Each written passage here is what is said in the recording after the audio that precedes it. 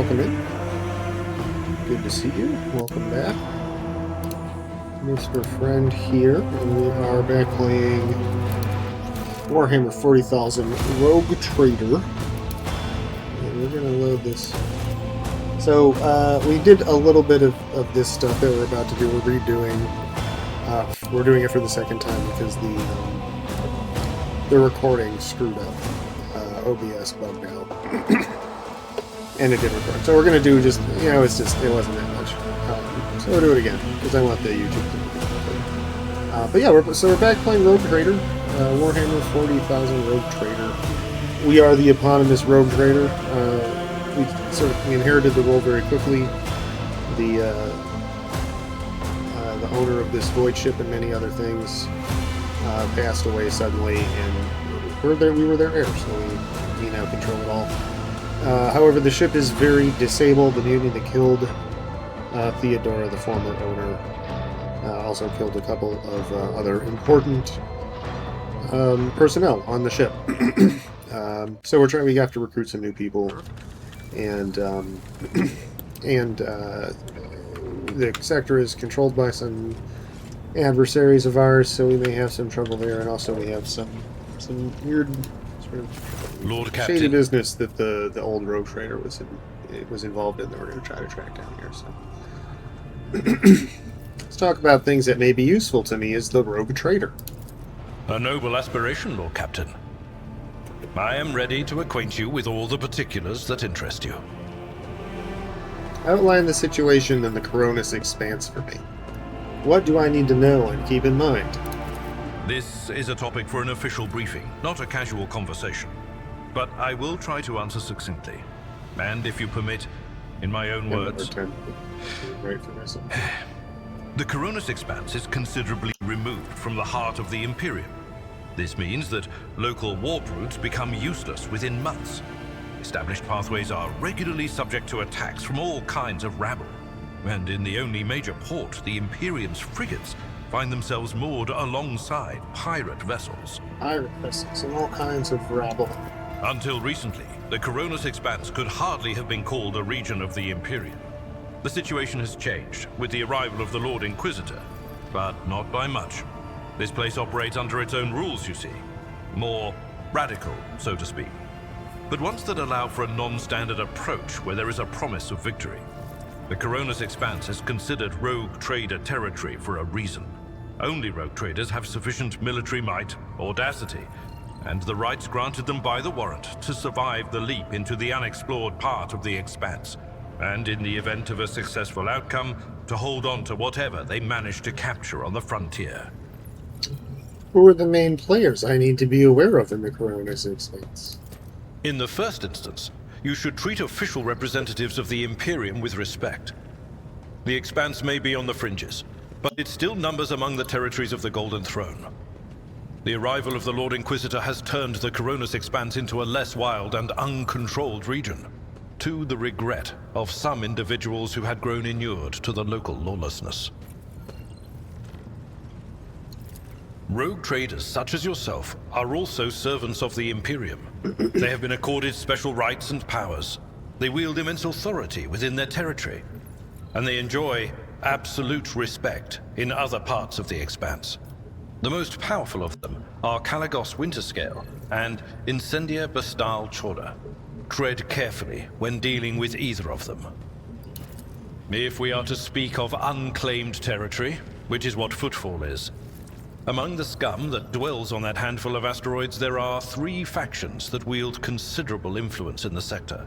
The first is the Kazbalaka Mission, organized crime in its most primitive form. It holds sway over the Liege of Footfall, and has links to rogue trader Winterscale. The second faction is an offshoot of our shining ecclesiarchy, followers of St. Drusus. They are actively building their forces, and hold influence over rogue trader Chorda. And finally, the third faction, the Explorators, a wing of the Adeptus Mechanicus. They are willing to die and kill for the secrets of the ancient technological heresies that are hidden among the stars of the Coronis Expanse. Cool. Kunran, our previous master of whispers, what can you tell me about his betrayal? What do you think he'll do next? So he's the one that led the mutiny that disabled the ship and killed my predecessor. You know, Lord Captain, I am no admirer of fine art. But when we next find ourselves in a civilized port, with time to spare, I will promptly find an artist and commission a portrait of the individual to whom you refer, with a hole between the eyes. Conrad Voigtveer. That he committed his treachery and escaped with his life was an unforgivable oversight. Unforgivable. We both served Lord Captain Theodora for many years, and we never saw eye to eye. He was brash. He was never afraid of assuming responsibility, and he willingly took on difficult tasks. I am loath to admit it, but the von Valancius Protectorate continues to reap the fruits of his labors to this day. His service always garnered my respect. But everything else about him made me want to wring the neck of that two-faced snake. Wring its neck. If you are taking comfort in the thought that we will hear no more of Conrad, prepare to be disappointed. You thwarted his plans. Thwarted him good. His meticulously plotted and nurtured treachery. He is sure to attempt to strike at you, and he will use his contacts and knowledge of the Protectorate to do so. The only question, Lord Captain, is whether you will be able to anticipate his next steps. That is all for now. As you wish, Lord Captain. I'd like to know more about my seneschal, that's Abelard. As you wish, Lord Captain. What would you like to know? Tell me about yourself. What were you before you became Theodora Seneschal? I used to be an officer in the Navis Imperialis. No, "I used to be" is not quite right. It was not simply a job. It was my calling, the essence of my life. I was proud to serve Lord Captain Theodora, but in my heart and mind, I am still an officer of the Imperium. I met Lord Captain Theodora on a mission where the Imperial Navy was providing reinforcement to the rogue traders' army on one of the frontier worlds. Our acquaintance was not easy. Working with people outside the Navy hierarchy has never been my strong suit. It was to my great surprise then that after the mission's completion, I received a referral to leave my service in the Navy and join the rogue traders' personal capsule. It was a difficult choice for me, but I saw in the offer a chance to serve the interests of humanity even more effectively than in the Navis Imperialis. You do not need me to tell you just how remarkable a person Lord Captain Theodora was. I recognized her at once as a true leader and formidable creative force, one who had built a protectorate amidst the dangers and wildness of the expanse. Leaving the Imperial Navy is far from easy.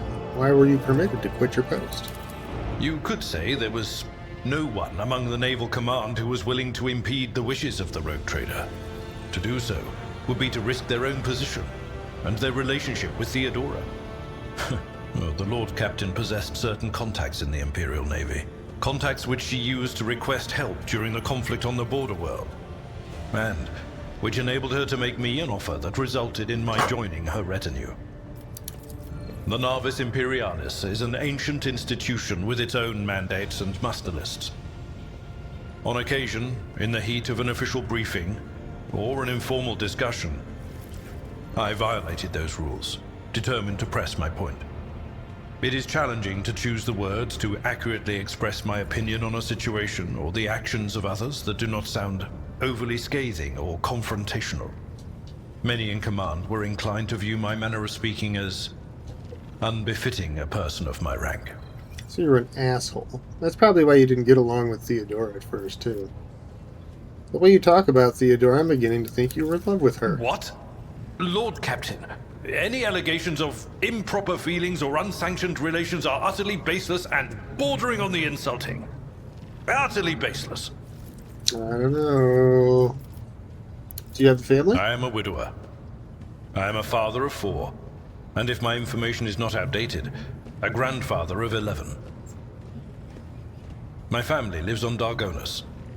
None of my children express any eagerness or aptitude for serving aboard ship, and I would hardly have insisted that they follow in my footsteps.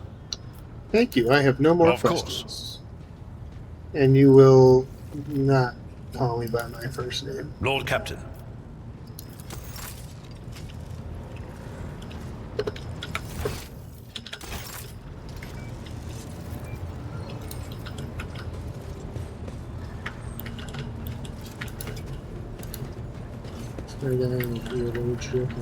High factotum Janus. Corpulent man in lavish clothes bows before you, not without difficulty. A servo skull whirs over his shoulder while the fingers of his augmented hand drum against the sheaf of papers he is holding, and he regards you with attentive interest through the lens of his magnifying implant. Greetings, your lordship. Janus Danrock at your service. Remind me, what is it you do on my ship? As the High Factotum, my duties encompass anything that might enrich you and your protectorate. I see to it that suppliers deliver all shipments on time, that our partners do not weasel out of their promises, and that all servants remember that the Emperor's grace can only be earned through toil for the good of the von Valancius dynasty.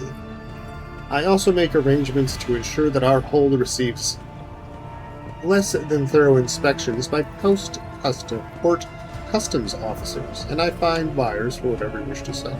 He's a fence, and I like him. And of course, I ensure that the Protectorate's worlds prepare their tithe in a timely fashion. Let none ever say in my lifetime that the dynasty has disgraced itself with a late payment of the sacred tribute. How did you come to serve the von Valancius dynasty? I come from Dargonus, your lordship. I have been a subject of your dynasty since birth, and have always strived to be of use to the great rogue trader. Alas, it was not my fate to be the primary heir of my own family, due to my being 15th in line for the title, so I decided not to stand in the way of those behind me, in case they attempted to shorten the waiting list at my expense. So he stepped out of line before somebody killed him. Janus lets out an almost kindly chuckle. While my brothers and sisters schemed against one another, I studied the exact sciences and mastered bookkeeping, the greatest art of the Adeptus Administratum. I must admit that the accumulation of wealth, something one can control, is far more exciting than hunting, carousing, and other traditional amusements of my noble peers. What was it like working with Theodora? Oh, now that's a tricky question, your lordship. Do you ask it of everyone, knowing they risk losing their hood should they let slip a careless remark about your predecessor? I shall put it thus. Working with Lady Theodora was never boring and always profitable. The Imperium has billions of subjects, but very few do what they love and what they are best suited to. I would say Lady Theodora was one of the fortunate ones. She was a model rogue trader, and she surrounded herself with those who excelled at and loved their work. Hers was a rare talent indeed. I wish to know what you think of your fellow crew members. Keeping tabs on your subordinates? A wise move. Tell me who interests you, and I'll endeavor to be as honest as possible. Janus's eyes light up. He is obviously eager to speak his mind. Tell me what you think of Seneschal Abelard Wersarian, and never mind that he's standing right over there. Oh. I accidentally asked what. I'd like to hear your opinion of Conrad Votbeer, the former Master of Whispers. I hope I never see him set foot aboard this vessel again, not even as a servitor, although he would be able to do at least some good that way. Someone has to clean the latrines after all. In fact, Tatum's bloated face grows stern. He gave us all quite a fright on that ill-fated day, Lord Captain, and still, to speak candidly, I never enjoyed Master Votbeer's company, but I believed him to be a man who knew how to do his job. Regretfully, I was mistaken. It turned out Conrad lacked the most important qualities for a Master of Whispers: unwavering loyalty to the rogue trader. And his failing came to light in the most deplorable manner. Okay, now what do you think of Abelard? Lady Theodora managed to do what even the Imperial Navy could not. Teach Master Wersarian to carry out orders that he fundamentally disagrees with. I do not know what method she used, but the result is impressive. Having said that, there is something else you need to know, Lord Captain. Your Lord Seneschal is capable of something far greater. Capable of being something far greater than a mere conduit for your will. He possessed the cunning and experience to run the Protectorate passably whenever Lady Theodora was away, and that really is saying something. Keep an eye on that old officer, I say, or alternatively, turn him into a faithful ally. What do you have to say about Foxmaster Vigdis Ptolemy? Ah, yes, the Voidborn. You know, in my family, we used such creatures as quarry whenever we went hunting. Mutants are the bane of humanity, an unseen tumor that threatens to end us all. But I digress. In the brief time Ptolemy has spent in post as Voxmaster, I have not noticed any significant flaws in her character or anything that would make me question her professional qualities. Needless to say, she is very diligent, as is any Voidborn seeking to earn their master's affection. I believe you can trust in her skills and loyalty. Let's talk about something else. I want to know more about the people who buy our plunder. Of course, Lord Captain. Who interests you exactly? We most often deal with the followers of St. Drusus, the Explorators, the Cas Basilica Mission, or, Emperor forgive us, the Fellowship of the Void. What do the followers of St. Drusus inquire from us? The Drusians still hope to bring the Coronis expanse into the warm embrace of the faith, just as their flock hopes to receive the aid of the Drusian missionaries. Each crate of food, shipment of clothes, or box of medicine marked with your seal is a sign the rogue trader himself believes in the sect's future success. Reverend Hieronymus is the first among the Drusians and is most often seen in Footfall's grand atrium. A gloomy fellow, but some almost believe him to be a saint. Tell me more about the Explorators. Members of the Explorator Cognitions fleet, which has been roaming the Coronis expanse for a good while now. Omnissiah knows what they are hoping to find, but their acolytes regularly show up on inhabited worlds seeking bits of sacred knowledge, tracking down mechanical relics, and sniffing out Xeno artifacts, if truth be told. Supposedly they want to save the ignorant rabble from corruption. Tech priest named Opticon22, cool name, does business with us on the fleet's behalf. He can be found at the docks on Footfall. I am interested in the Casbalica mission. Masters of the cold trade, immoral criminals, and notorious crooks to the last man. The mission is but one branch of this mafia gang that has taken root in the Calyx sector. You can do business with them as long as you take the necessary precautions. They are led by Vladeum Takara, who recently appointed himself Liege of Footfall. Of course, he is a trusted ally of rogue trader Winterscale, but he will not refuse you another of the Emperor's anointed. If you wish to talk to Vladeum, look for him in the Liege's palace on Footfall. It's convenient that all of these people that I need to talk to are right here in this place where we happen to be. What is this Fellowship of the Void? Janris emits a laugh-like gurgle. A pompous name, is it not? In truth, they are a gang of pirates who are forever squabbling over mutant territory.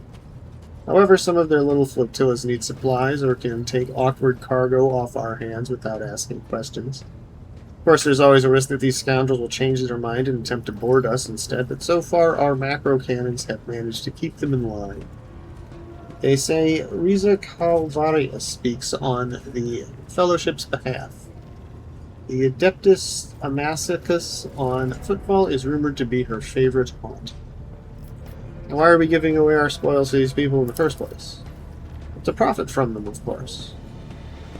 Most of the things you'll be finding during expeditions are complete junk to one such as yourself, but the less fortunate and affluent servants of the Emperor think them treasures, especially when they are bestowed by the great rogue trader himself.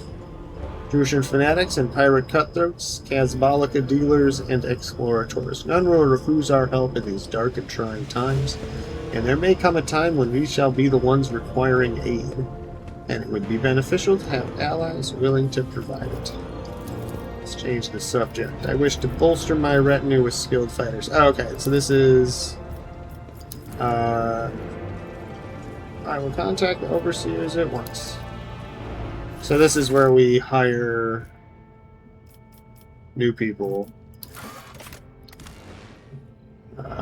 Yeah, I don't want to. And then my retinue and I are in need of training. Is this where we reset their progress? Yeah, okay. So that's where we go to respec. Let's talk to this guy. Okay, cool. Good to know. These guys probably don't have anything to say. Greetings, Lord Captain. Technomat. Is anybody down here?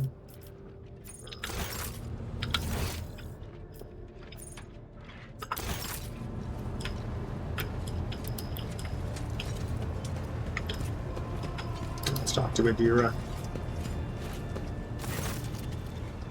Adira, the tall, middle-aged woman, stares straight ahead, her eyes vacant as she rubs the implant at her temple.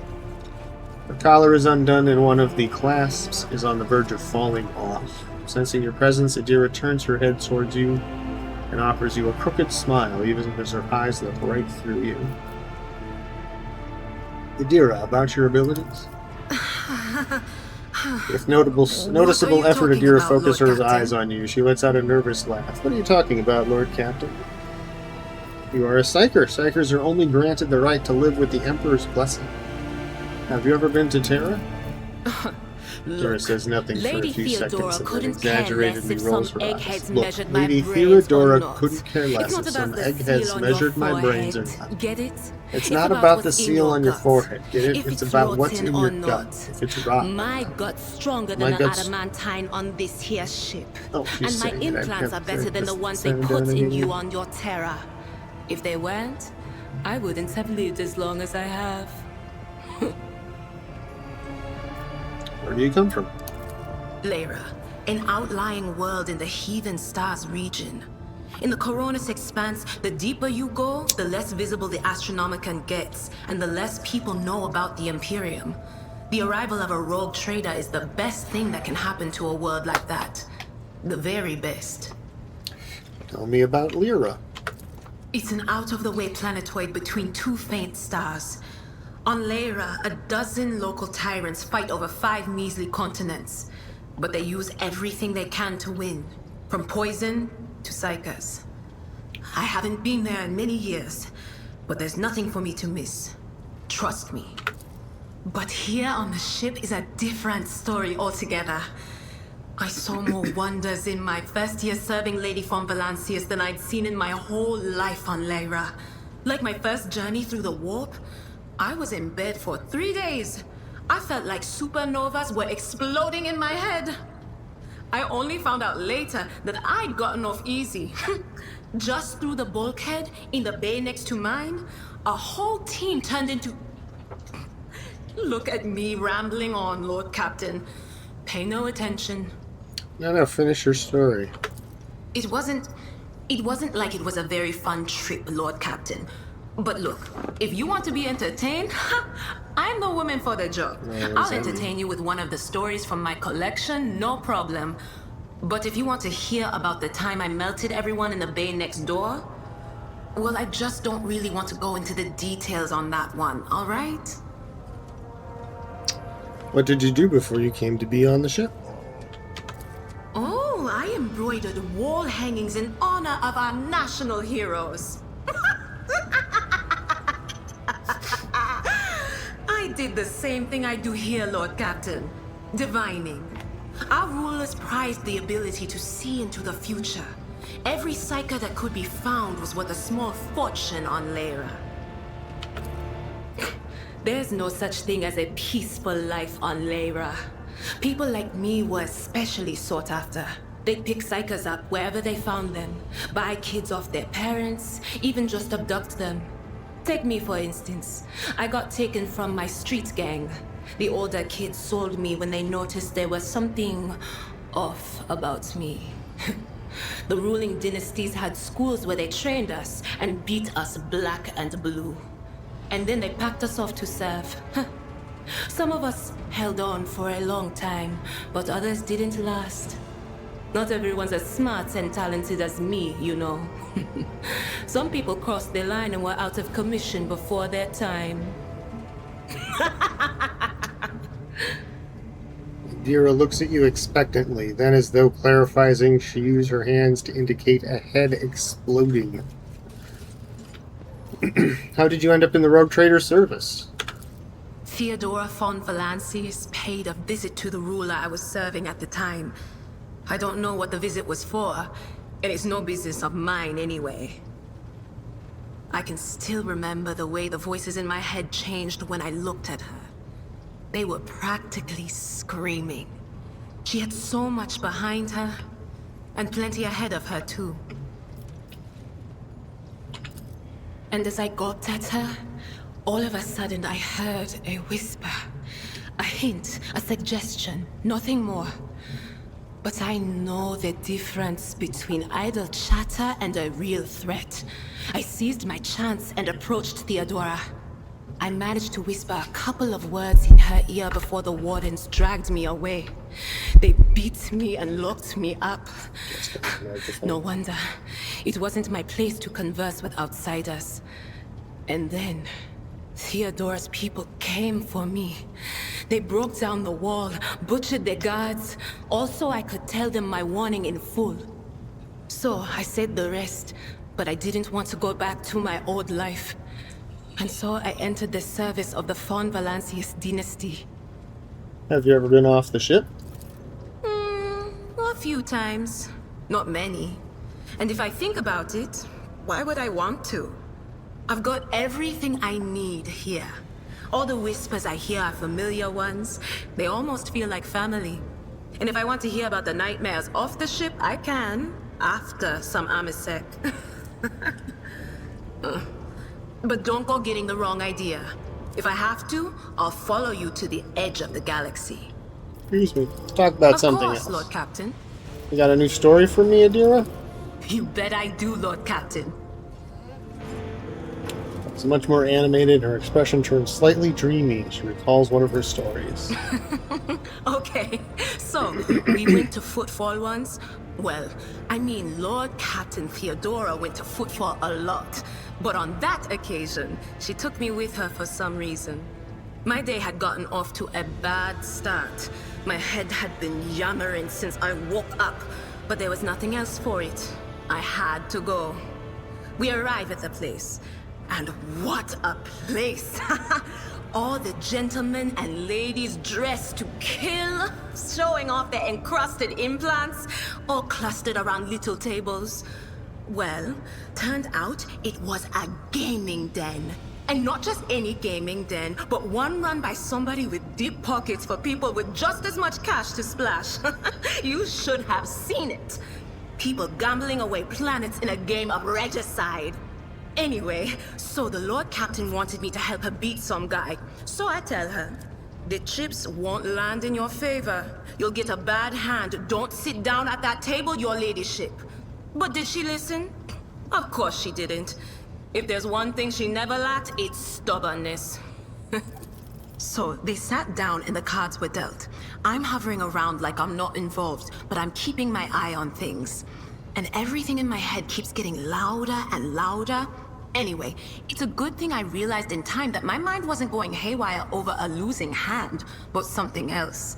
I made some excuse to drag the Lord Captain up from the table and took her away from that place. And a few minutes later, the room where we'd been...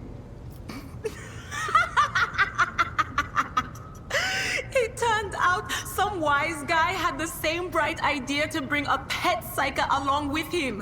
One of those ones who just scuttle around in Footfall's underbelly. And the psyker just freaked out, I guess. After all the commotion, people went to see what happened in the room. And they'd all gone for each other's throats. Literally. With teeth. And I think they completely detached that asteroid from Footfall and pushed it off into open space so it would head off toward the local star. That's part of the story. What's it like being a psyker? Lord Captain, forgive me, but it would be like talking to a person born blind about colors. I could spend hours explaining, but it wouldn't make any sense to you. Every psyker feels their connection with the warp in their own way. One person might see spots and shadows out of the corner of their eye. Another feels fingers running down their spine. As for me, I've got a door in my head. One that's open just a crack. There's no way to close it, no matter how hard I try. I've just had to get used to the whispers from the other side. When I need to use it for work, I listen in more closely. But I usually just try not to notice it. How do you live with this whispering in your head? Training, habit, and a little amasec and a couple other things you can get on the lower decks. If you put all those together, it makes things bearable. Look at that. Sometimes I even wonder if I'm imagining half the voices I hear. You know, when life on board gets a little boring. Better than listening to the living, anyhow. What would happen if your door burst open? Well, if the door opens, that means somebody's planning to come in, right? But screw them. They're not coming through. Trust me. I know how to keep my valuable head locked up tight. Aren't you afraid of losing control? Only losers who are afraid of their own gift lose control. Or idiots who never figure out what they are before it's too late. Or little kids who want to play around with their shiny new toy. If you don't know the limits of your abilities, or you're always bouncing around in your own head, that's a recipe for disaster. Can you see my future? All right. That's what I'm here for, after all. So, I'm just going to lean on that door in my head a little more, prick up my ears, and listen to what the warp's got to say about you. If you'll allow it, I can listen right now. Grins like she's always heard some salacious detail. Yeah, let's do it. All right. Let's hear what they're whispering about you. Dira laughs, rubs her hands together, and suddenly freezes with a vacant smile on her face, her head slightly tilted. You feel goosebumps appear on your skin, and your collar begins to waver ever so slightly, as if moved by a breeze from a half-open door. Seek not on firm ground, but in a golden hall suspended in the void. There waits a child without kin, but with a name blind to truth. She draws the brush across the canvas and does not notice that her palette is full not of paint, but of blood. And with each smear, this well does not deplete, but fills and fills up to the brim. One thing is clear. When this vessel overflows, none will remain unstained. Among the blind men and false prophets, a red-robed sage seeks the answer to a question. He does not know that it is not the answer he must seek, but the question that will draw everything into focus. Will you help him, Rogue Trader? But mark that sometimes ignorance is sweeter than oblivion. A chained hound chases after glimmers of the aurora, but sparks in the scent of oil confound his nose. A chain trails after him. What will happen if you pick it up? Will you become his master, or merely another beast in the pack of his true lord? The glow of dawn bursts forth from its prison. Dungeon walls cannot contain the dark essence wallowing in the dust. A naive cub pushes his nose into a familiar hand, one that holds death in twisted glass. Cherish it or cast it off as a burden. The sword of change has already been raised.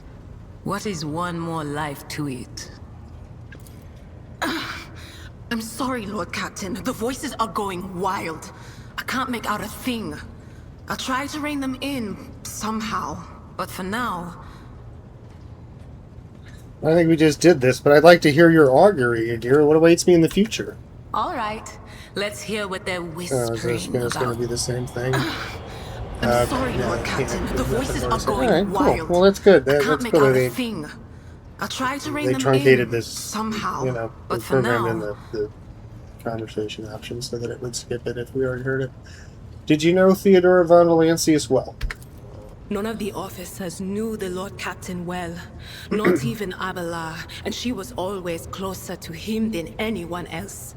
She told me from the off if I ever listened to anything in the warp about her without her permission, I'd be going out through the airlock.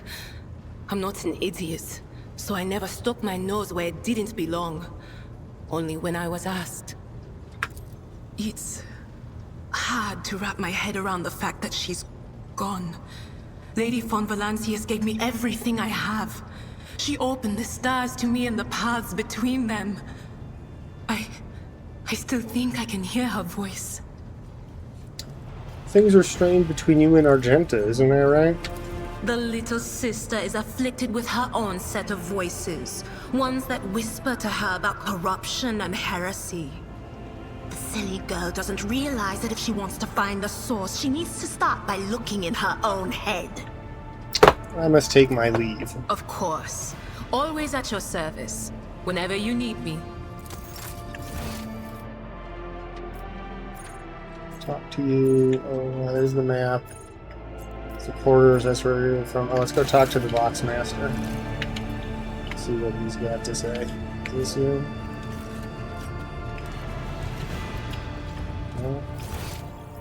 Oh, no, it's the other way.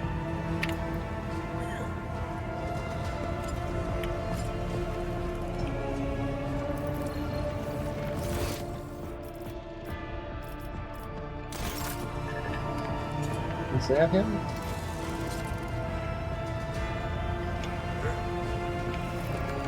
There you are.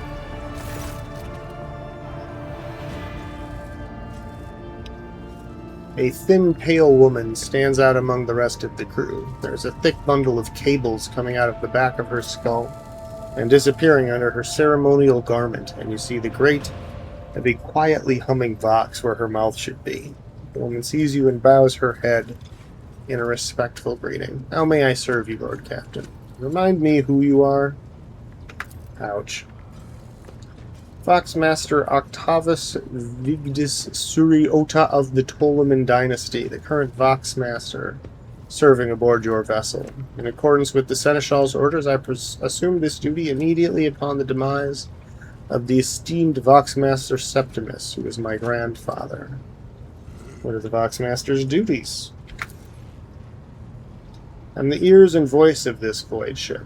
I supervise several dozen officers and 3 times that many support personnel. We send, receive, encrypt, and decode all incoming and outgoing messages through the ship's internal and external channels, and we also ensure clean communications and the optimal efficiency of the crew's Voxcasters. If you ever want to know what worries and concerns your crew are harboring, what your subjects are whispering about in local networks after their watches, and what their leaders are clamoring about over shortwave Vox transmissions, just come and see me.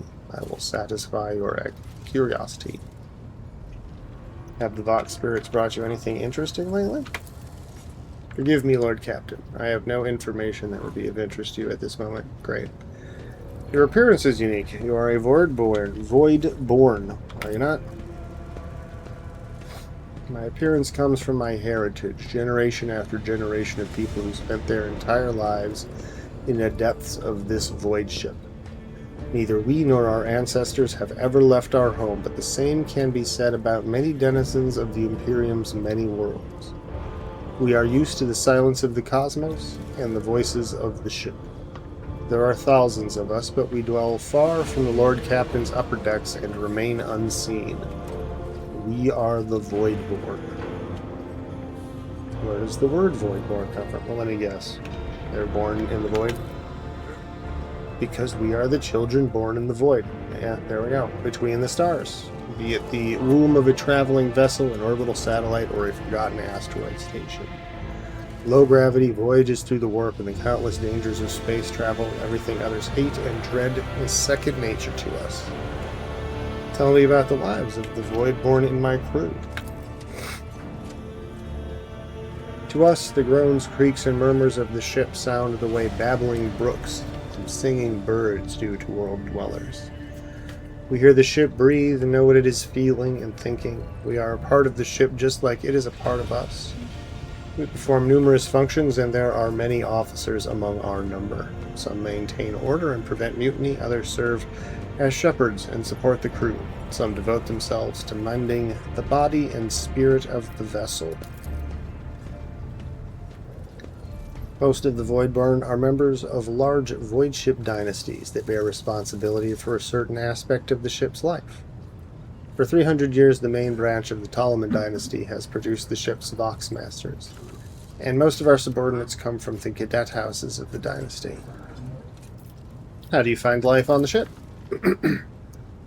Life has been quite generous to me, Lord Captain. I am the Voxmaster, and only the best in the dynasty can become one. By virtue of my skills and position, no one has ever denied me anything. Our family claims a spacious section for its demesnes, and I also enjoy long walks through the narrow and dimly lit corridors of the ship, listening to the sounds of her activity, falling asleep, and waking up to the chanting of hymns, and admiring the stars beyond, of course. How do others on the ship treat you? We look, speak, and move differently from the inhabitants of the planetary worlds. Our way of life, traditions, and quirks frighten these people, just like the darkness of the Combos. Many believe us to be the bringers of ill fortune, and alas, it is the Voidborn who get the blame for terrible warp phenomena during longer voyages. Several years ago, an unfortunate warp jump caused all the food on board to spoil. 15 days later, a hungry and furious crew nearly massacred everyone on the lower decks, blaming us for the misfortune and hoping to restock the larders with our flesh. I would have been killed during the mutiny had Adira class not shown up in the right place at the right time. She came to my rescue, and the scoundrels' fear of her was even greater than their fear of the Voidborn. Well, looks like you're close friends with Adira. Webs of tiny wrinkles appear at the corners of Victus's eyes, the only hint that the Voxmaster is smiling. The Voidborn seldom make friends, especially among the captain's entourage. But you see, many consider Adira to be different. I am different too. We spend plenty of time in each other's company, discussing regicide over a glass of Amasec. Except Adira changed after one incident, and we started to drift apart. The death of Lord Captain Theodora made her withdraw even more. Didn't that just happen yesterday? I do not know if Adira considers me her friend now, but we used to be very, very close. It is good I can still look after her in my own way. I succeeded on a perception test. Interpreting the Voxmaster's emotions based on half a face and a Vox-modulated voice is no easy task, but you managed to catch the undercurrent in Victus's words. The Voxmaster is not merely saddened by her rift with Adira, she is devastated by it. Have you ever left the ship? Oh, I did once. It was dreadful. It felt like the massive blue dome overhead could shatter at any moment and fall, and my bones would be crushed by the gravity. Victus twitches her shoulders, trying to ward off the flood of memories. The ship is my home, Lord Captain, and I would not trade it even for the bounty of 100 worlds. I see. Let us return to business. I have good fellowship. Connect me to the vessel's main channel. I wish to bolster the morale of my crew. It is done, Lord Captain. I gained some experience. You address the crew with a rousing speech and hear your voice roll through the ship, reaching even the normally quiet corners of the vessel. The broadcast ends, you hear distant shouts of approval. Oh, okay. Oh, that's great. That'll be all for now. Who else is here? The helmsman and Argenta. We're up here.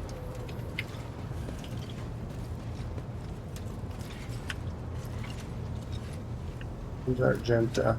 There's the helmsman. Rogue trader. You said you have a personal request for me? I indeed have a request, Rogue trader. Is it personal? The accursed servants of chaos who assaulted this ship took the lives of your loyal crew members, and they orphaned many children, including the progeny of the brave officers who defended their posts until the bitter end. I don't know what customary practices there are for cases like this in Von Valancius territory, but in the world I'm familiar with, the children of such brave souls could expect to receive some special consideration. Perhaps the rogue trader could meet with the orphans? Well, what good would meeting them do? These children are the future of your crew, and one day, they too will have to stand against evil and heresy as their parents did. by meeting them, by speaking the right words to them, you will honor the memory of the fallen heroes and light the way to heroes in the making. They will always remember the day they met the rogue trader. Besides, it will bolster the orphans' spirits, help them recover from their loss, which can be hard for someone so young.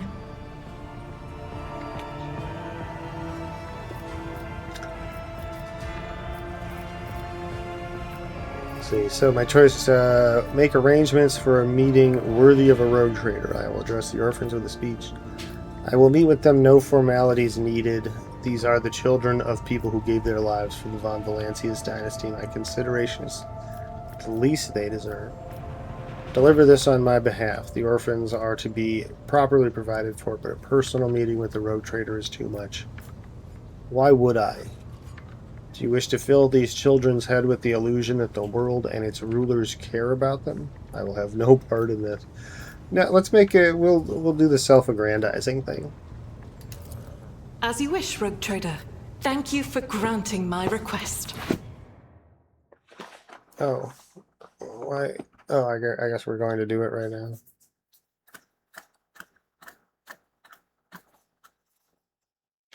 There's Abelard, our seneschal.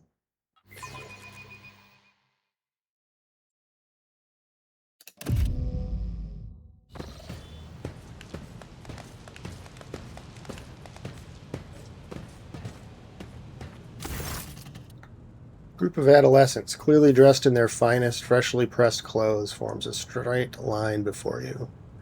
Some stare at you with eyes wide like you're some mythical creature, while others huddle together in fear and look away. Our indefatigable sister has been keeping an eye on these pups. Abelard glances at the gathered children. It's hardly the Schola Progenium in here, but we have provided the orphans on our ship with adequate care and instruction. Argenta is standing to the side of the group. At your approach, she perks up and announces, her voice ringing. Brave ones, the master of this ship has appeared before you, the one who guides it through the darkness of the universe by the Emperor's will. Greet your Lord Captain, the rogue trader of House von Valancius. You notice Infernus Master Heinrich Montag standing a few paces away from the orphans. He watches you with approval and bows respectfully when you meet his gaze. So, Infernus Master, do you serve as a teacher in your spare time? Not at all, your lordship. I'm just looking after them. It's the Infernus way to help folks in trouble. It's our job after all. So we chip in rations here and there and make sure nobody gives them a hard time. We take the older ones into the clan's care if they want. Many in the guild are not our family by blood, but by circumstance.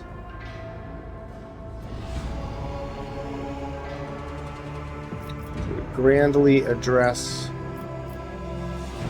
smile at the group, address the chaperone, give them treats and escort them to the homes. We'll leave a minute of the holding the Lord Captain is a great enough honor for them. That's very, very... but again, we'll go with the self-aggrandizing. Grandly address the group. I, the rogue trader and Lord Captain of the ship, speak to you now. Your parents gave their lives for a just cause and brought honor to the von Valancius banners and those of the Imperium. I am proud of them and believe that you will become their worthy heirs. Teenagers hang on your every word with bated breath. Only a few at the far end of the row seem sullen and not particularly impressed by your speech. One of these scowling visitors with a thin scar across his face tosses his head back and says, so what? Why should we care? Our friends and parents died in their dozens for you, noble lot. You just give us speeches. Argenta quickly turns to the boy. A flurry of emotions flashes in her dark eyes, like she wants both to calm him and scold him for his impudence. Address the chaperones. Their comportment leaves much to be desired. I hope they'll be molded into worthy servants. I can tell them to punish the troublemaker.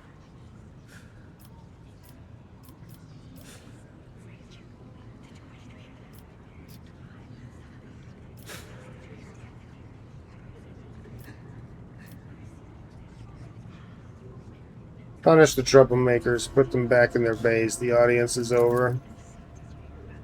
Boy just raises his chin stubbornly, his mouth pressed into a hard line. The others quiet down in fear. Young ones. You won't recognize them in a year or two. They'll learn to salute and speak only when permitted by their superior officer. But right now, clowning around is all they know. Argenta rubs her temple pensively. She smiles and offers a few more words of encouragement, then leaves the bay.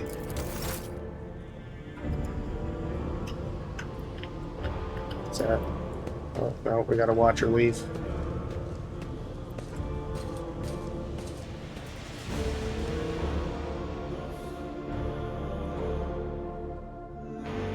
Well, that was fun. That was new, by the way. I hadn't seen that when we did this before.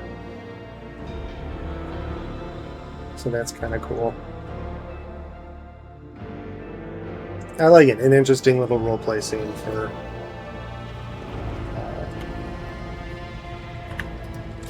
thing. And then we have the Master Helmsman to speak to.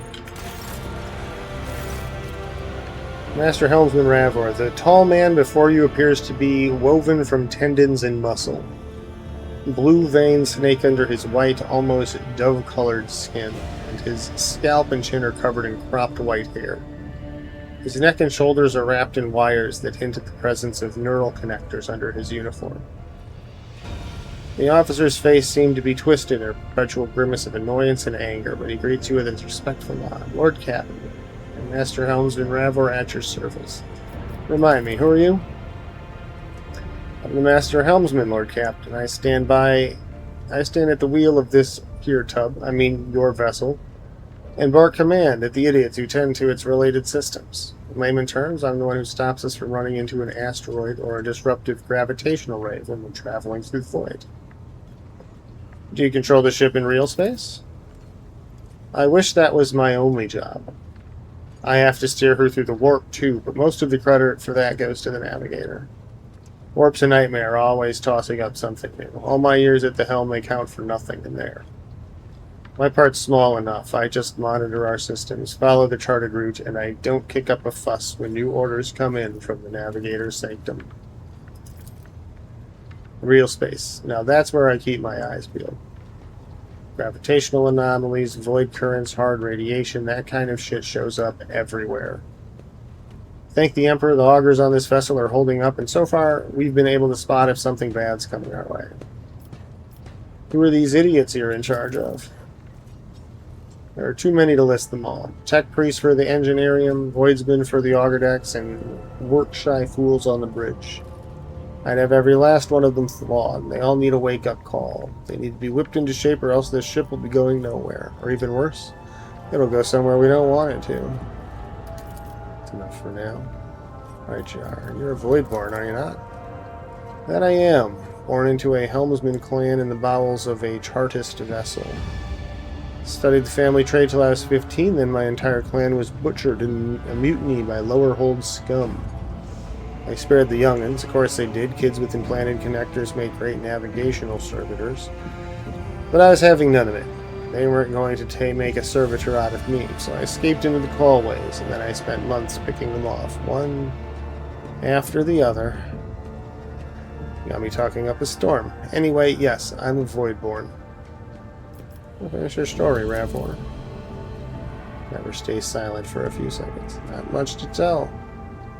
I gutted everyone I could get to, and then I fled upward to the middle decks. That's where the auger operators took me under their wing. They have apprentice helmsmen of their own up there, you see. Nobody asked me any questions, so I stayed. I grew up, trained, got smarter. Ended up a junior helmsman. A dozen years later, Dan Rock spotted me and lured me away, the cheeky blighter.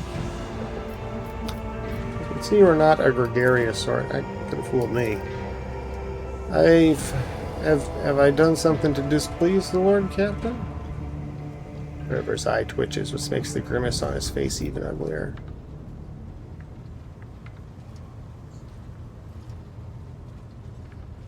Did I mishear you, or are you giving the rogue trader cheek?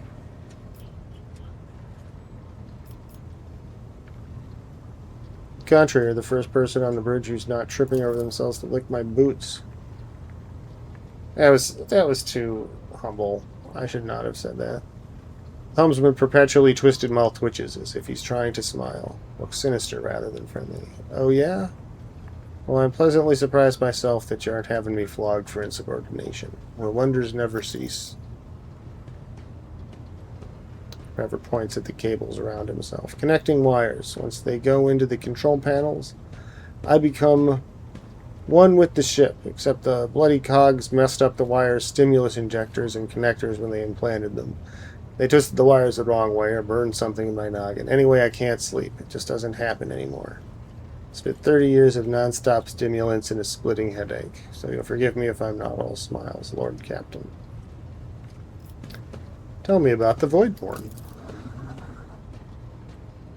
Raver winces and rubs his temple. Lord Captain, I mean no disrespect, but you'd do better to find someone with an knack for conversation, like Ptolemy, the new Voxmaster. I ain't the talking type. I just get the ship where she needs to go. Best let folks stick to what they do best. What can you tell me about the other officers? Good-for-nothing wasters, that's what they are. Each and every one. Take generous Danrock, that highborn weasel. He fawns over the officers. But some of the deals he makes would get him burned alive. He drags other people into his scheme so they can take the fall for him, too. One of my junior helmsmen was ferrying goods from Footfall for him, got caught by the Seneschal, ended up in the Void Hatch. Danrock couldn't care less. Voxmaster, another Ptolemy like the last one, Void rest him, is no better. She cuts off half the Vox channel the day she took up her post, said the Vox systems were damaged and the Engineerium had no contact with other modules. But how am I supposed to steer the ship? Collect the cause reports with the power of my mind? First officer were Syrian. I can't stand him. Like every Navy officer I ever met, he doesn't know a thing about controlling a vessel in the void. But he puffs himself up all the same and throws his weight around. Me and him had to have words a few times before he left me alone. Thank the Emperor, Lady Theodora trusted me more than the Seneschal when it came to helming the void ship. Then there's that woman, what's her name? Klaas? Lady Theodora brought her along wherever she went. And look what happened to her. I wouldn't be surprised if it turns out it was that witch that delivered her to an early grave, just like countless souls before. I don't see why anyone would want that walking calamity on their ship, but some would disagree. They say she's friends with young Ptolemy, you know. Or at least she used to be. Tell me, do you like anyone at all? Traveler's request. What kind of a question is that? I like you and Lady Theodora before you. Where would I be if I was making cracks about the rogue trader? Huh. I don't want to die just yet. I must take my leave, Lord Cap.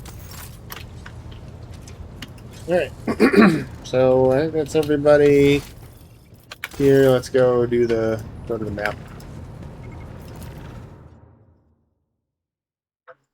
Sister Argenta is one of the blessed Adeptus Sororitas, sometimes colloquially referred to as the Daughters of the Emperor.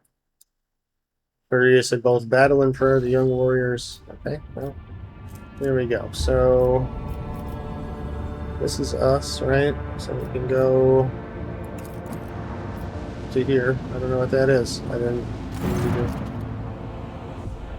Lord Captain, burning the heralds of the Navis Nobiliate continued to maintain Vox silence, perhaps due to Uric 5 being off limits to visitors. We intercepted signals from the beacons drifting in the station's orbit. The demands are clear. We are told to turn the ship around immediately. We have also detected an accumulation of space debris near the station's docks. Presumably it is the remains of interplanetary shuttles. Perhaps the esteemed Navis Noblight House requires aid and therefore cannot respond to our Vox transmissions. So this is our navigator died in the mutiny. In this next Nobilis, Navis Nobilis house. That's where we get everyone. Contact the station again. I will negotiate personally. Surely that will help if I do it myself. Vox relays the cadent sound of grinding gears and clicking tumblers. I'm sorry, Lord Captain. The station does not reply even after official greeting by a rogue trader and the declaration of your intent to negotiate in person. Order the auger to scan the station. Yes, Lord Captain. Vox remains silent for a while, but then you hear static. Vigdis's measured voice. The officers from the Auger crew performed a full scan of the station, but the information is imprecise. They note wave distortions of unclear genesis that are throwing off most of the readings. We were able to ascertain that the reactor core of the station is still active, but many compartments are unpowered, and some fully depressurized. The signs of biological activity are largely present in the central module, which means the station has not been abandoned. So the question remains, why are the esteemed navigators' heralds ignoring us?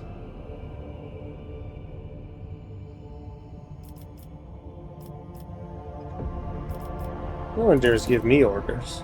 No, Lord Captain, ignore it, of course not.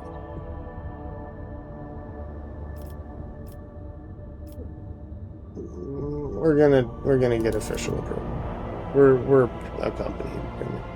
Lord Captain, only the navigators are blessed with the gift of steering ships through the immaterial. Any else would succumb to the same nightmarish influence it projects on the crew and the vessel. To attempt traversing warp space without a guide is a fool's errand. Forgive me for intruding, Lord Captain, but I feel it is my duty to remind you that the Navis Noblite are highly respected citizens of the Imperium, humanity's guides through the warp. Power and status of a high-born navigator house is akin to that of your protectorate. To aid them in their hour of need is to acquire an influential... Okay, so I guess they're in trouble.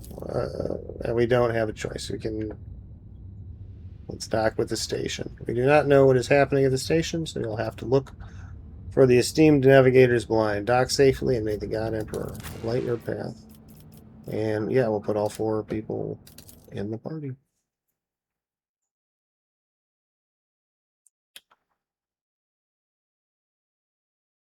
Have to demonstrate your authority and gain renown. Okay, so there's these factions they're talking about. Probably going to have missions, maybe fetch quests, some variety. Some kind of bullshit that we're going to have to do to link them up. Maybe we just send them loot, maybe. Guess we'll find out. Oh yeah, place is barricaded. Dead people everywhere. I mean, there's dead people everywhere. So. You dare to argue with your master? It was not you whom I swore to serve within these walls. My lips are sealed. Confess. What was the old man's last command? What are you planning? Give up, Keeper. You have lost this battle.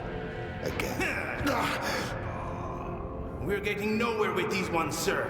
Permission to execute them.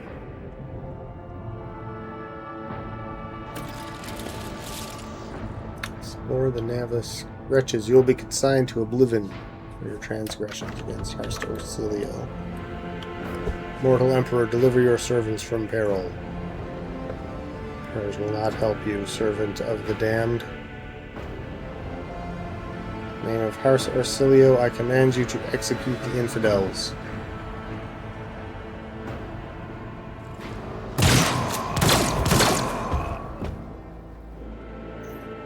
Cool, so they're not fucking around.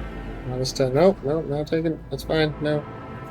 Strange guests on the station.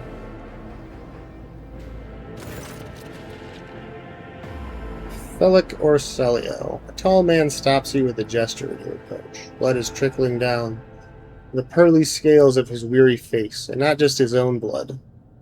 2 jet-black, unblinking eyes are watching your every move, and the third one, the mark of a navigator's fate, is menacingly pulsing behind the lowered lid in the middle of his forehead. Step back, or I will unleash all the horrors of the Sea of Souls upon you. Emperor, be my witness. Abelard, if you would be so kind. Seneschal takes a deep breath. Before you stands his lordship, the rogue trader, Hugh von Valancius, heir to the greatest protectorate in the Coronis expanse and bearer of the warrant of trade.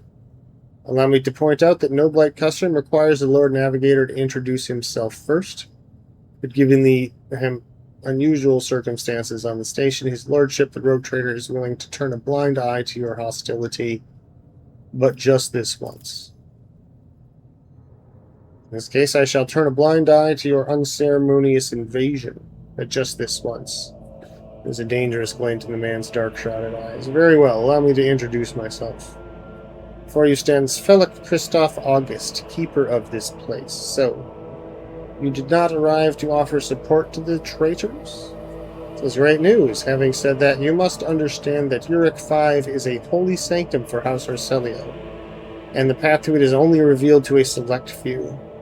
It pains me to say you are not on the guest list. Provide me with a navigator and I will immediately depart. Came in search of a navigator, so you're coming with me. I'm looking for the... What's happening on the station? Where did all these corpses come from? Betrayal. The most banal thing in the life of the Noblite, don't you think? I was stabbed in the neck by my closest friend, Theobald Orcelio, the second keeper of Uric 5 and my mentor. On his instructions, my own people sabotaged the generators, blew up the shuttles, and brutally massacred the loyal servants of my mistress. Most unforgivably, they dared to take her prisoner, greedy scum. I swear by the throne's light, their souls will perish in the darkness of the void. Bellic falls silent for a few moments and furiously slams the end of his staff onto the floor. The madmen have captured Lady Cassia and are now torturing her upstairs while we are idly chatting down here. Chatting. Help me rescue her or begone, but waste no more of my precious time. We can just attack him? I still have more questions. Our idle chattel will not save Lady Cassia, but if you need to be sure of something before you can help, so be it. Tell me about this woman. Regrettably, I'm not allowed to discuss my mistress, whether with her revenue or the outsiders. She will tell you about herself personally if she feels like it. That is, assuming she survives. I am begging you not to waste any more of our precious time, for it is running out. What makes you think your mistress is still alive? A spark of concern flickers in the black pits of Felix's eyes. You may not believe me, but Lady Cassia is capable of incredible things. Not even the traitor Theobald can easily harness her power. Why did you not respond to the messages from Reichhead Minoris? I've already said Uric 5 is sacrosanct, is the holy domain of the Navis Noblite, and it is forbidden for commoners from the world below. We had hoped to solve the crisis on our own, but when the situation spiraled out of control, we could not establish contact because the traitors had disabled our equipment.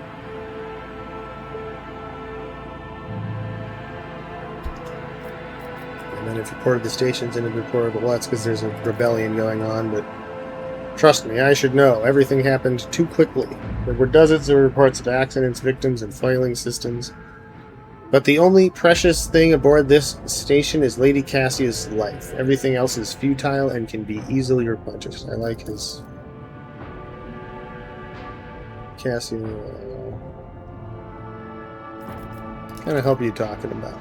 Never ask you for such a favor under different circumstances, and yet Lady Cassia's well-being is above all. I haven't got many people left, and my wounds are too deep for me to act with precision and swiftness, but you may actually succeed. In order to ascend to the Mistress's chambers, you will need to remake a holy relic sanctified with the blood of Lady Orcelio herself. This is the control rod to the elevator machine sphere. I have one part, and the other was lost during the mutiny. But even this relic will be of no use unless the elevator mechanism is powered.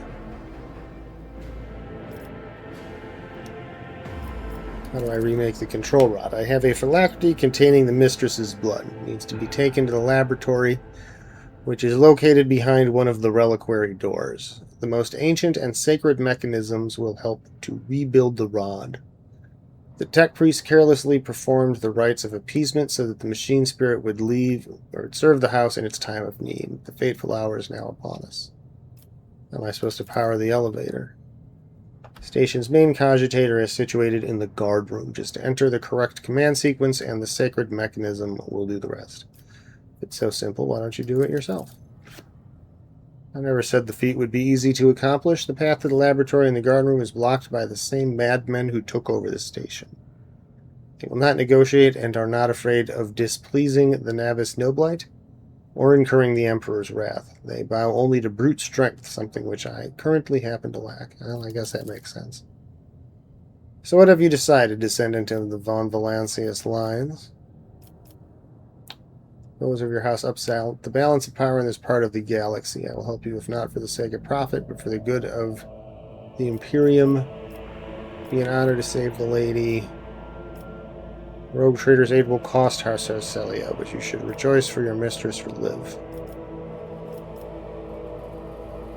I will rescue your mistress, but in return I require House Arcelia sign a contract with my protector. This is probably what we're going to do.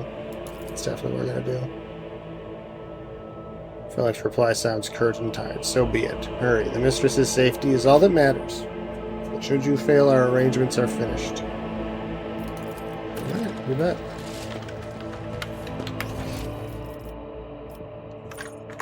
Ooh, there's some loot over here, huh? Some goods. Always keep your eye on the Of prize. course.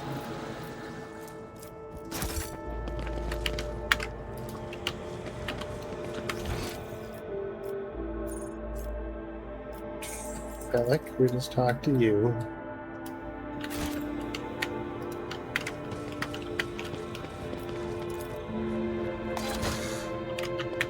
Elevator's power is out. White. So we have to jump over here? Pure. And it's all riddled with horrible veins that carry the poison of fear and pain throughout its body. Who are you? Why are you crying? If the witch is talking about the enemies of Perhaps humanity there's a trap ahead. who set Order your upon this character to abode disable of it. noble navigators, then our weapons will soon dispel their wicked misery. Some treasure over here. Oh, and there's some dudes over here too. Well, we knew there was going to be fighting. Is there money to be made? Stand firm. We must not let the miscreants defile House Orcelio. Oh wait, are these good guys? Or not good guys, but on our side? Fire at will for House Orcelio. No, I guess.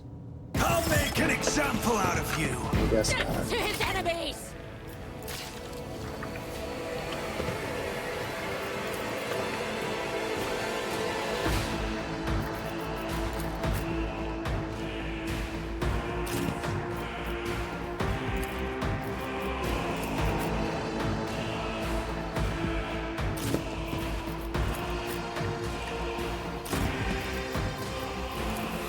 This might be too far back, but that's okay. We can move up if we have to. Strengthens me. Break their morale. Moving out!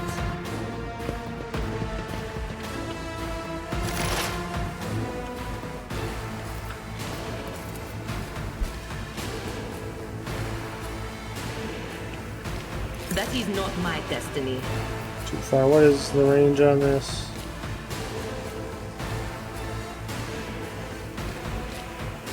Ten cells.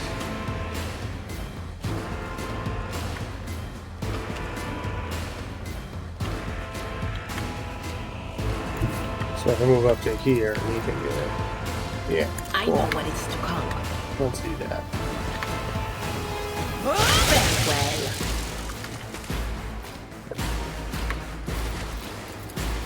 Anything is? Foul sorcery. Weapon Oh, at what the ready. fuck just happened? Follow my lead. Follow my lead. Duty go hand in hand. Fell down, I took some damage. Like maybe I took some damage too.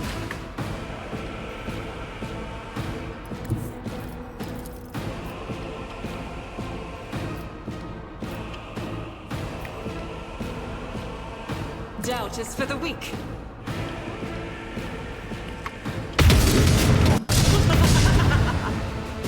That was not great. I'll do it. Let's try again.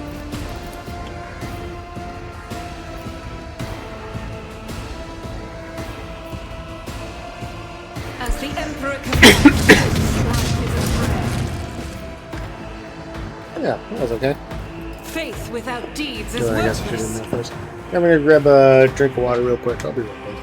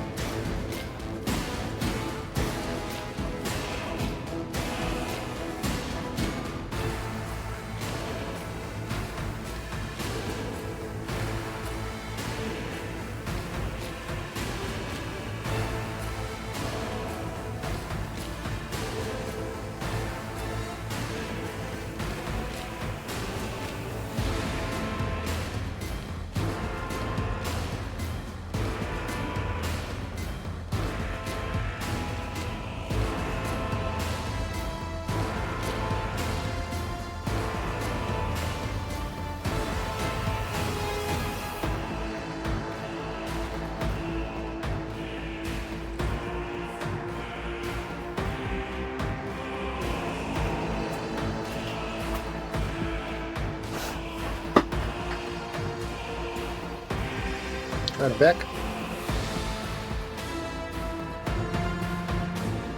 Excuse me. I have water. And a mini cinnamon roll. And yeah.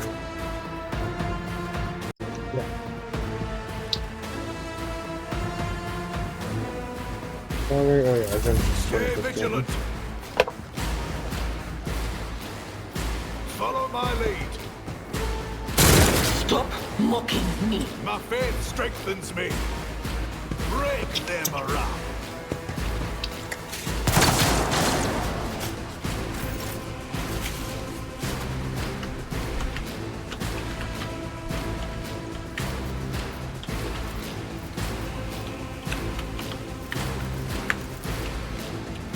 Too far. If I go there, is it too far? It is not. In fact, I could get to this guy. Let's do it. I'm trying to kill this dude. I took care of this one.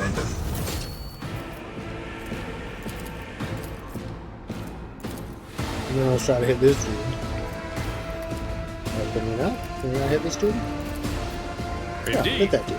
Exemplary Yeah, strike. smash him. It will be done. I'm gonna do this thing. Defense.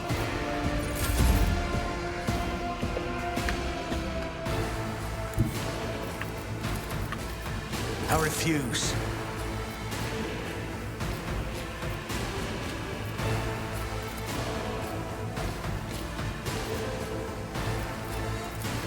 I'll see to it personally.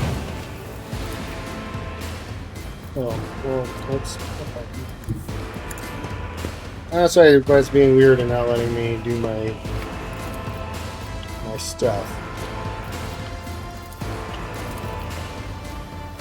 But whatever. We'll just shoot this guy.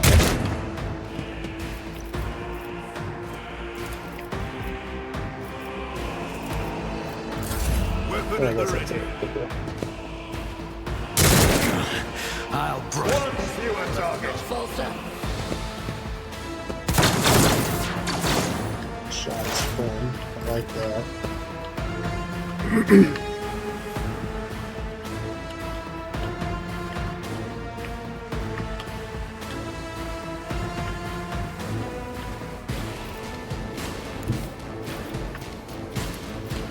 The enemies of the Emperor. And I guess that will other be guy just outdone. died from bleed damage? Him? Wait. I'm already to take? Guess that's all she can do Follow is my go. lead. Oh, I gotta learn. Oh, yeah, so you can shoot and it don't even hurt. At your beck and call. Chop this bitch. Oh. Chop, chop, motherfucker. I will do my duty. Reduce to Chopped him good.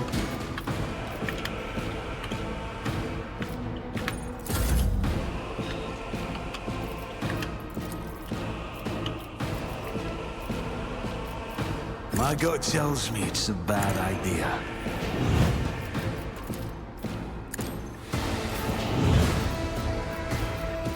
Alright, take another As shot. the at this Emperor guy. commands.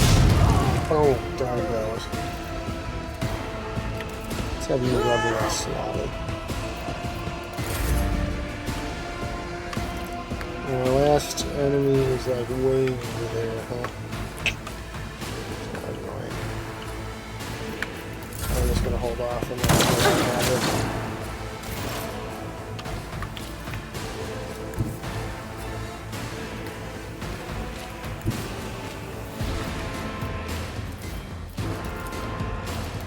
They who discern the future on the battlefield.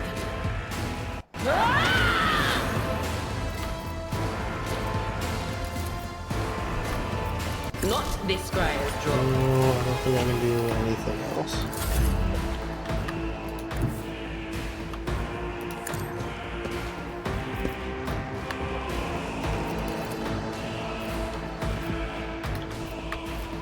I'll do it.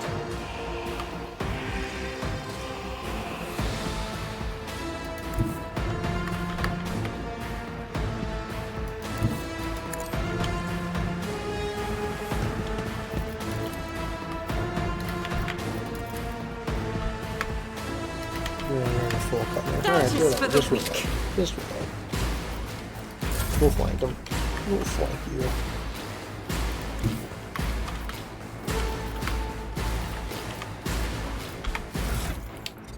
Why are you not working this shotgun then? Are you hidden? Yeah, where's this shotgun?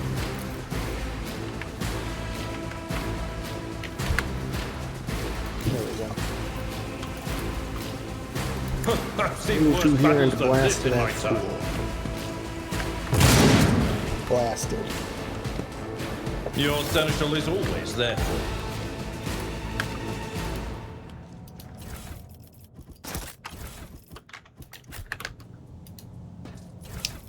Easy enough fight to start things off. Ooh, more Imperium. What's that gonna tell me?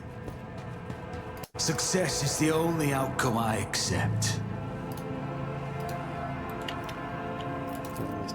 Statue by the famous Calixian sculptor and chronicler Zacharias Vernon the Magnificent, the 23rd year of the millennium. Original. Wow.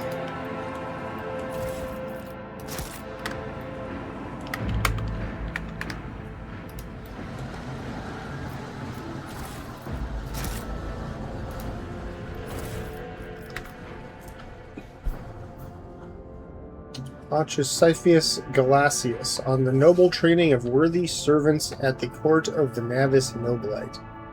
A good major domo attempts to nurture only the finest of flowers in the garden that is their master's life. Therefore, new seeds for the garden must be weeded out with the utmost care, so the garden's trees may yield the sweetest fruit.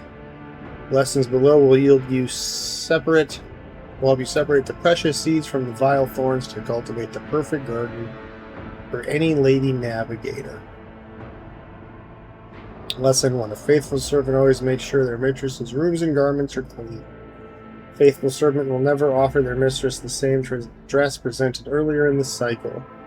A faithful servant offers their mistress a glass of fresh water upon waking. A faithful servant tastes each dish and every drink before serving it to their mistress. A faithful servant will have mastered the art of styling their mistress's hair.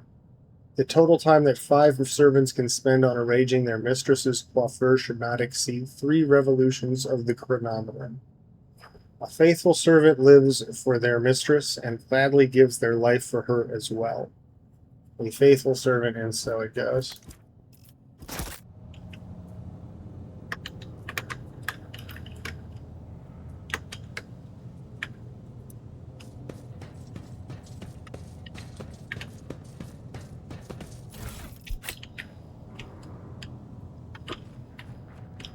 Loot, gather up all the loot. Keep your wits about you. Oh, there's more loot over here. There's loot. There's a pretty high density of loot over here. So yeah, Just as I planned. most of these unfortunate souls took their own guts by slicing their guts open wide. Oh, wow. Catechism of St. Drusius. Do you see that? That's something. A rapier auto pistol. Oh. Forever name. So I missed consumables. I found a consumable. I know what those are because I've played games before. Mutated flesh sample. That's a consumable, is it? Meteorite chunk. Get all getting up. There's one more piece over yonder.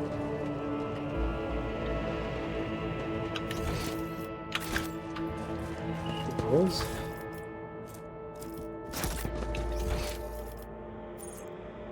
Right, and then...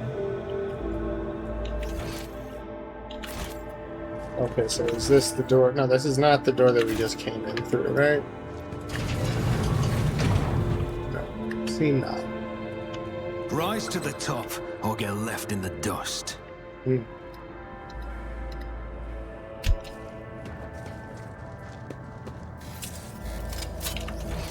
Never doubt me.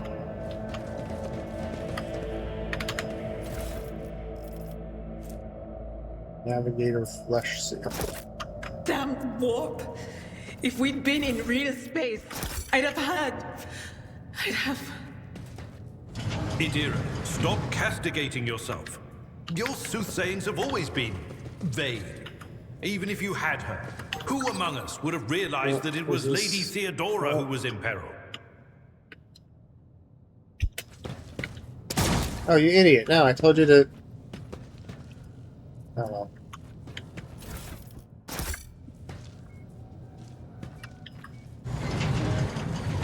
I always have a backup plan. Guard, defender, guard. Are these really going to fight? Did you hear screams? Move. Sir, are you alright? We can't hear anything.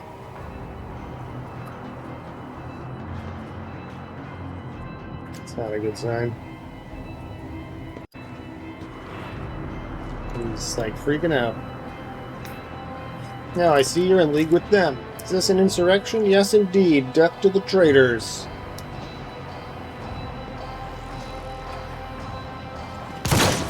Sir, what are you doing? Get a hold of yourself. I was just shooting everybody like a crazy person.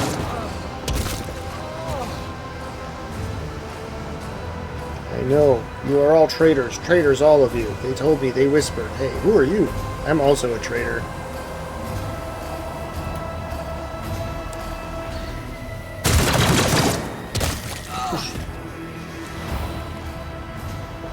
Well, at least he saved me the trouble of killing him. I always keep my options open.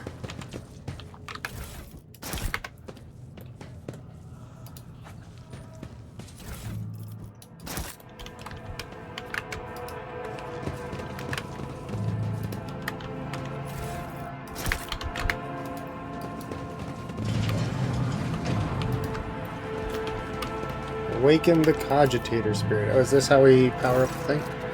Cogitator's vidscreen is covered in cracks and stained with dried blood. The buttons, switches, and levers were ripped out of the control panel with exceptional cruelty, scattered around the sacred mechanism that now sparks and hisses in agony, still refusing to perish. So awaken the Cogitator. You turn a few of the remaining dials and pull the activation lever. The cracked vid screen of the sacred engine flickers. The cogitators inside emit creaks and groans, and the lumens oscillate and random. It takes a while, but eventually the machine spirits do grant you access to the cogitator systems. Request data on the station's navigators. After a brief pause, the data appears on the vid screen. Felic Orcelio, location. Main hall, alive. Theobald Orcelio, location, upper chamber, status, alive. Calamira Orcelio, location, upper chamber, status, deceased. Alexis Orcelio, lower levels, deceased. Rasmus Estevan Orcelio, unknown, but we know he's dead, wherever he is. The child. Location, upper chambers. Biometric parameters. Rapid heartbeat, elevated body temperature, stress level exceeds the permissible limit. Status, unknown error. Attention. Calming procedures advised. Attention. Upper chambers inaccessible. Error. The control rod is not present. If the rod has been misplaced, immediately contact a station keeper or the Navis Laboratorium custodian. Let's examine the log. The archive data stored on the Cogitator's data crypt is partially corrupted, but you still manage to access the residual logs for examination. View Rocks reports 12 Alpha Hotel 890. Fox recording hisses for some time before you hear a voice. This is Officer A282. Do you copy? Several generators overheated on the lower levels. Chambers A to D are unpowered. The tech priest crew sent to navigate the problem is not responding. Requesting back. The officer's speech is interrupted by shouting, and the recording abruptly ends. Officer H123 speaking. 200 servants have perished due to explosive decompression of the living quarters. We've located traces of mechanical interference. The preliminary cause is officer sabotage. Crews 5, 6, and 9 are cut off from the main compartment. We have enough oxygen for 20 minutes. May the Emperor save our souls. Senior station officers, this is the captain speaking. We attempted to contact the Winter Scale Scion for help, but something is jamming the signal. We never received a reply and cannot be sure it was even sent in the first place. The rescue team is not coming. We are on our own, so remain vigilant. Anyone could be a traitor. You hear me? Anyone. If you're in doubt, shoot to kill. The following Vox recordings are too badly distorted to make out even a single word. Examine the recent entries of the incident log. Report X880 originator, classified, date classified. The servants close to the child have started butchering one another again. An order came from above to have the remains reprocessed. Report X886 originator classified, date classified. The negotiations with the Winter Scale were a success. A new batch of servants will arrive in 10 moves. Escort them to the laboratory at once. It is imperative that we increase the new retainer's resistance to the child's power. Report X891 originator classified, date classified, data expunged. Examine the station's docking log. The log is almost completely corrupted, but you managed to recover the latest entry. Identity confirmed. Regent Arantono Orselio. Date of visit classified. Reason for visit classified. Date of departure classified. Examine the security and life support logs. The yellow lights above the control planner figure to life and a singular repeating message streams down the vid screen. Warning. Damage in technical compartments A12, B3, D8, and 824 detected. Warning. Living quarters L10, L16, L28 depressurized. Warning. Unable to access the station's docking system. Warning. Energy regulation system. Unknown error. The station will transfer over to emergency power. Immediate evacuation of the facility is advised. Warning. View the encrypted data. Something buzzes in the cogitator's metallic gut.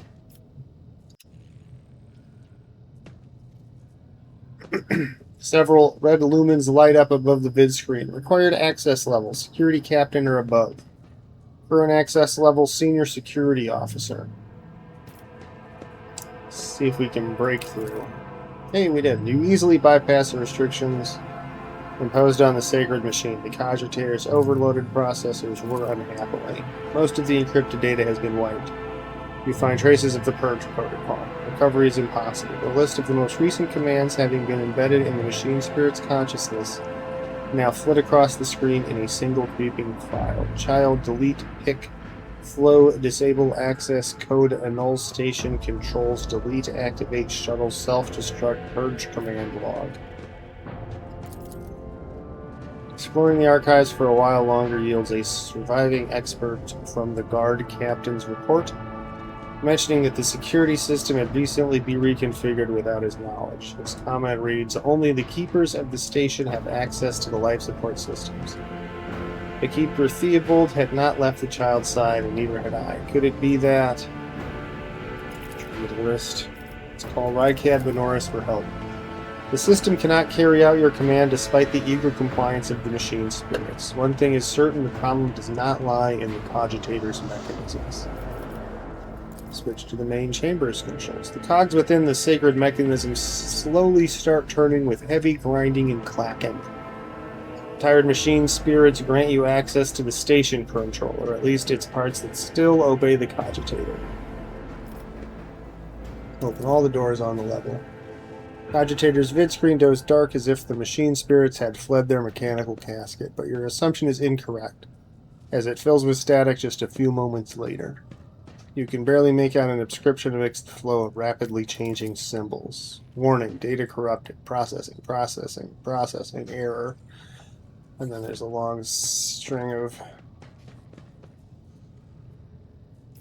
oh my god. Logic, here we go. This is the one we want. Logic test succeeded. The vid screen lights up with a smattering of unfamiliar green symbols, and you hear a peculiar click from somewhere behind you. It appears one of the doors in the chamber is opened. Cool. The main elevator controls. A few manipulation with switches make you realize the elevator to the upper chambers is blocked. Activate the elevator. Processing query. Confirmed. Okay, great.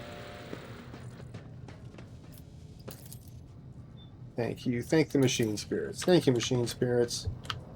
Alright, cool. So we got the power to the elevator restored. That's good news. Oh, what's up with y'all? Hurts so much. This pain in my chest. That's how we call it pain. Where's the child? Is she safe? What is this? For some reason, the archenemy's twisted influence has found its way into the station. Did you say anything? Oh, you have a name. Uwe has had his tongue cut off, just like the rest of the lesser soldiers. Should I divine our next step? Okay, cool. Alright, so this is... Okay.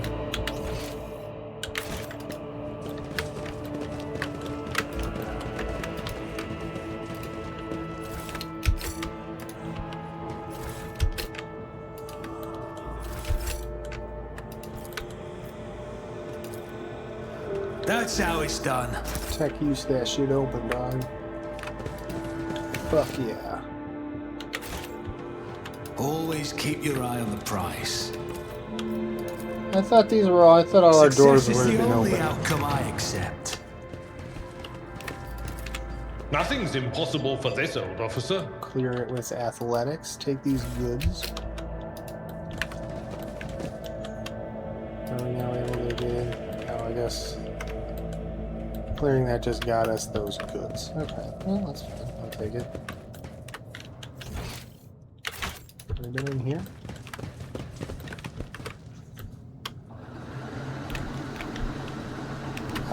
Yeah, we have. This is where that guy went crazy and shot them dudes. Okay, so we went in a circle.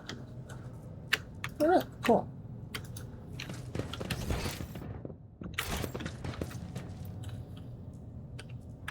Keep your wits about you.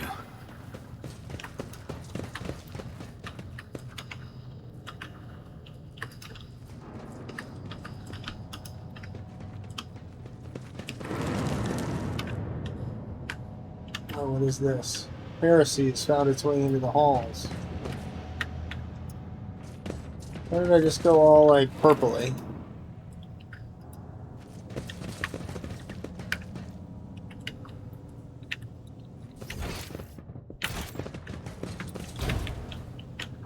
Every door secured by a sophisticated mechanical lock.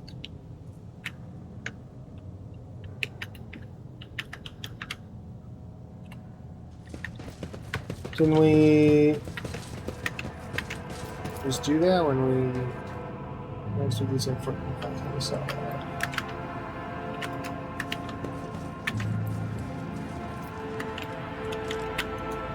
The Whispers told me a Back secret. across.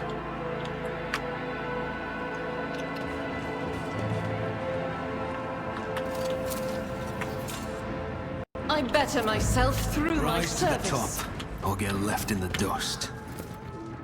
The navigator's statue looks pristine and new. Library is full of treatises by the most distinguished scholars of the Imperium, from Astra Militarum tacticians to Adeptus Mechanicus genitors. Okay, we have to go back to that terminal. Is it like not? Mark, link in the cogitator. Turn in the water.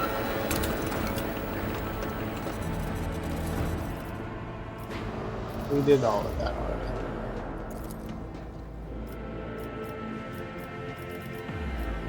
Main elevator control, main chamber controls, open all doors.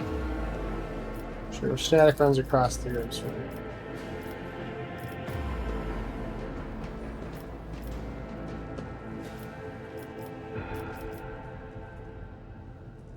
See, none of these is correct.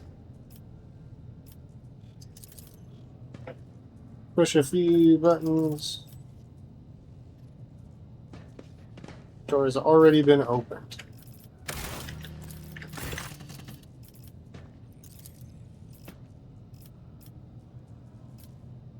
Step away from the cogitator. I always have a backup plan.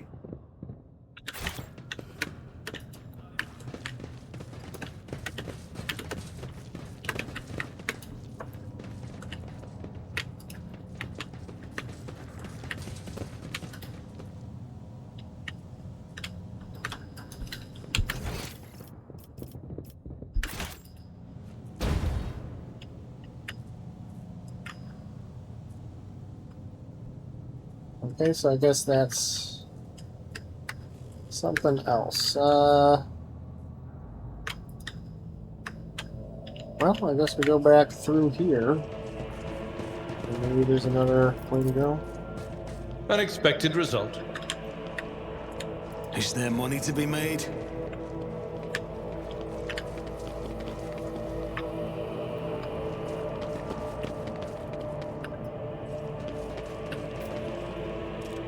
The void ship. No, we don't want to do that. Let's examine this. What's this? The whispers told me how. Corpses were mauled by a force beyond any mortal capacity. Their faces are twisted in pain. Hands are fused with improvised weapons, tools, scissors, and cutlery. Okay, so they're... Control rod is required.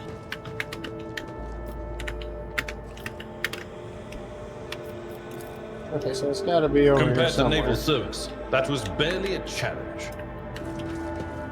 Let us not dawdle. These people cut themselves open, right? Yeah.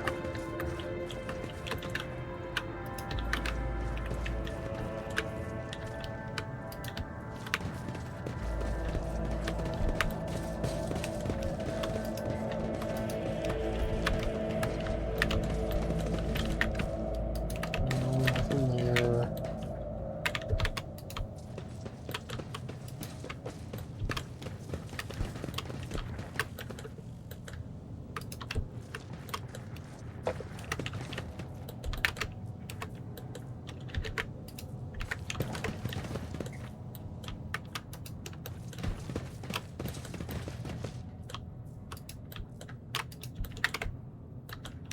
Always keep your eye on the prize.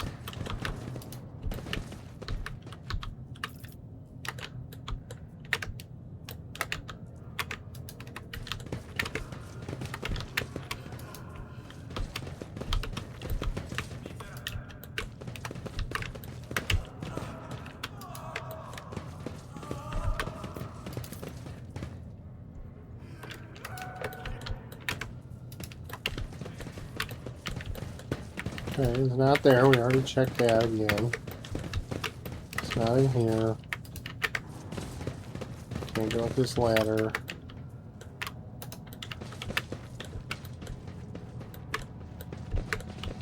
Keep your wits about you. Is it something to do with that purple?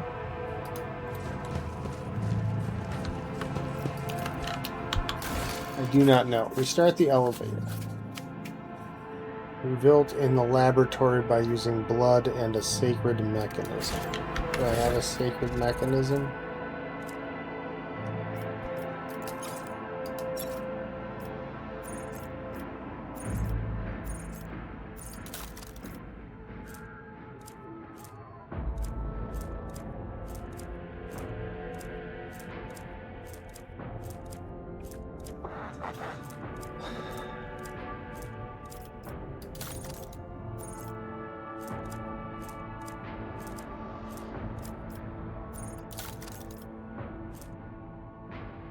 % bonus to persuasion, huh?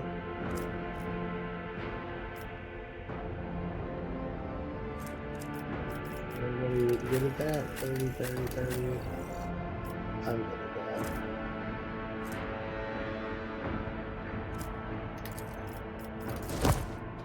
And then who wants the bonus to tech use? You do.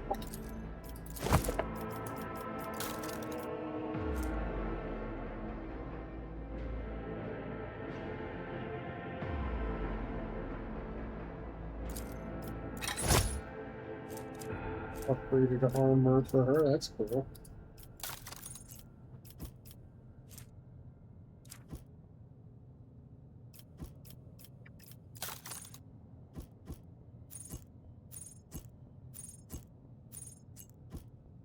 But doesn't appear to be anything to do with quest items.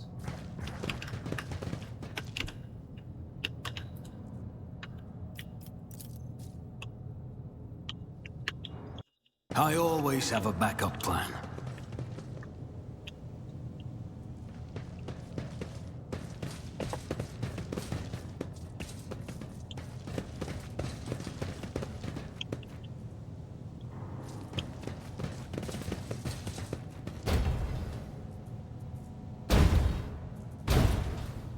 So a way to unlock it from somewhere else, but not from the mechanism that says it unlocks all the doors. I'm gonna talk to Nothing's some dude impossible for I this old always officer. keep my options open.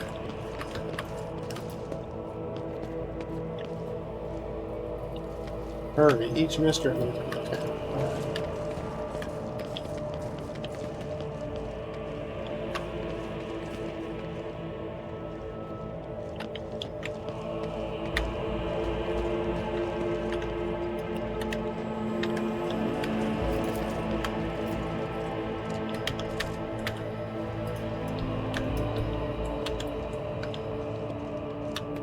Okay, I don't get it. An expected result.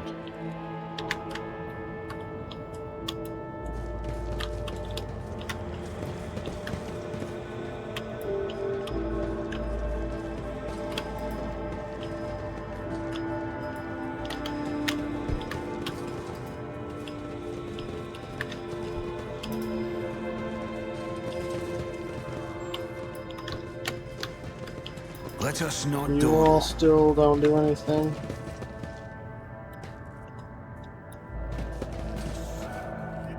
The fact this person is still alive is evidenced only by barely audible groans.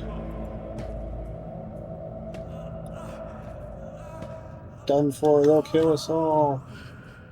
Ah.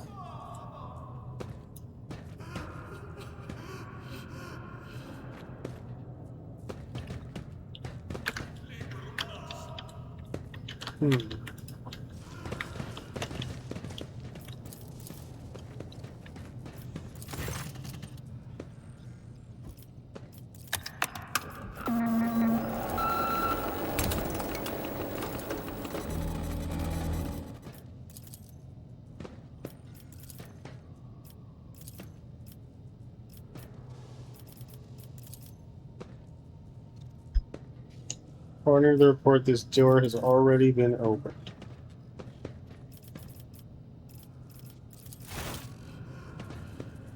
Oh, what did that do? It did something. Oh, did that work? Oh, it worked. Okay. Just have to keep fucking with it. Alright, sweet.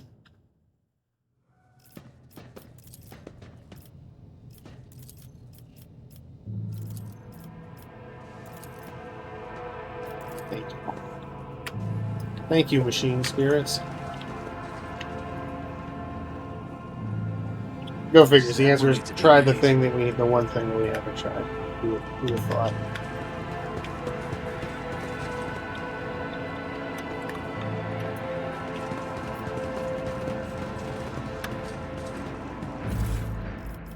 Oh, what are these? Oh, just more goo, unidentified acid. Cool.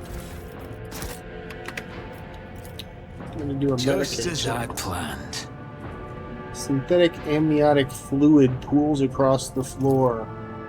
Barely discernible traces stretch to the side of the entrance. Oh, weird.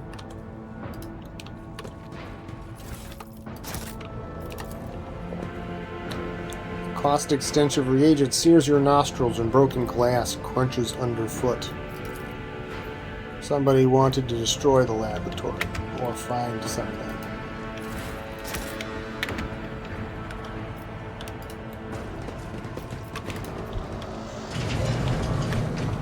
Keep your wits about you. Transducer.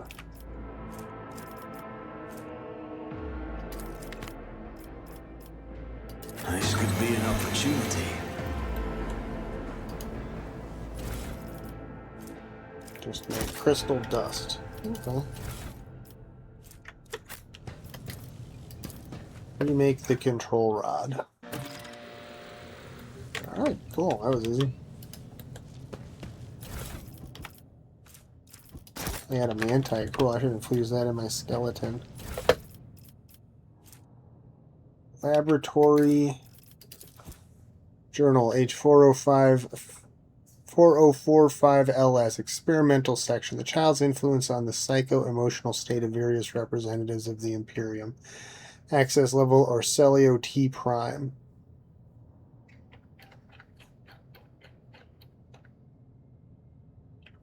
There's so much. There's a lot of reading here. I don't usually read like all of the stuff we find. And I'm not going to now either. Tissue flask. Let's put that in there.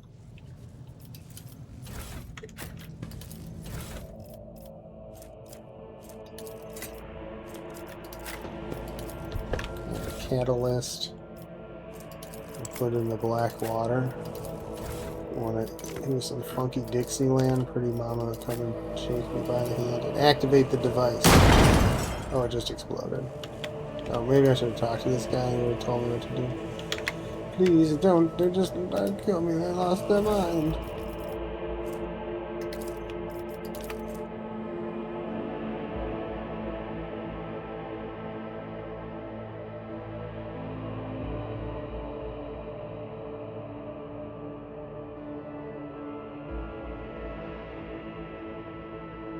Oh yeah, okay, here's... If I had seen that and read it before I put that stuff in there, I think that thing tells me what to do, but that's okay. We got the control rod. Rise to the top, or get left We in can the get the dust. elevator. Compared to naval service, that was barely a challenge. Control rod is required. I have one. Why did I not? Experience. Nothing matters more.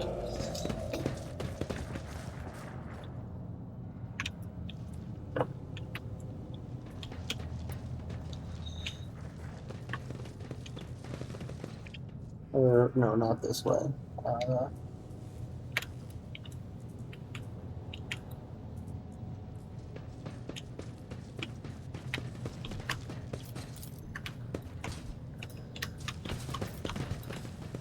Always keep your eye on the prize.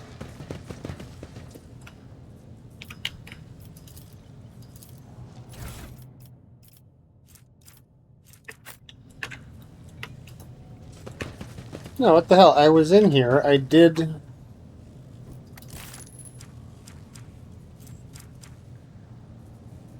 the thing.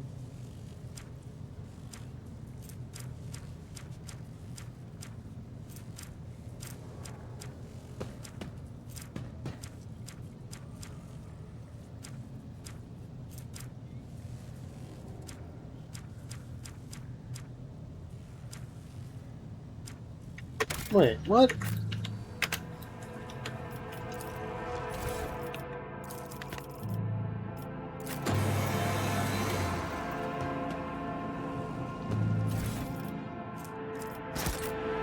I always have a backup plan.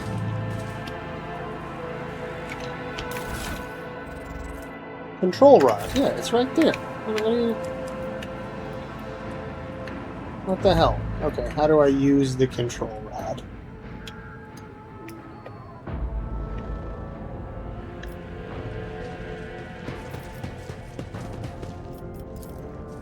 Nothing's impossible for this old officer.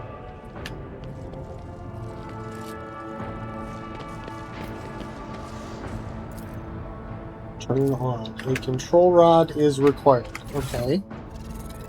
Here it is. I won't compromise my principles. Do I have to talk to this guy? Oh, here we go. Okay. Felt like Orcelio looks a little better. His tangled hair is now neatly braided, his wounds are tightly bandaged, and there is some healthy color under the scales on his cheeks. You dealt with the threat and powered the elevator. Well done. I trust you brought the activation rod as well? Remember, every second of hesitation may cost my mistress her life. I'd already be going if I didn't have to fucking talk to you first. Dira suddenly cocks her head and drives her nails deep into her shoulder. Then she starts mumbling. The crossroads. There are two paths, both stained with blood, both leading to the accursed eye. They all wear masks so poor and flimsy, they fall at the slightest touch, one hiding a blind man, another a traitor. Tell me more. What paths? I cannot say. One is paved with blind faith, the other with hatred and treachery. Both lead to tragedy. You simply have to decide what kind of tragedy you like the most. Who is who? Who do you see behind the maps? My whisperers are giggling nastily. They will not speak, the naughty little things. They say that tearing off the masks is your concern. Thank you. Everything is clear now.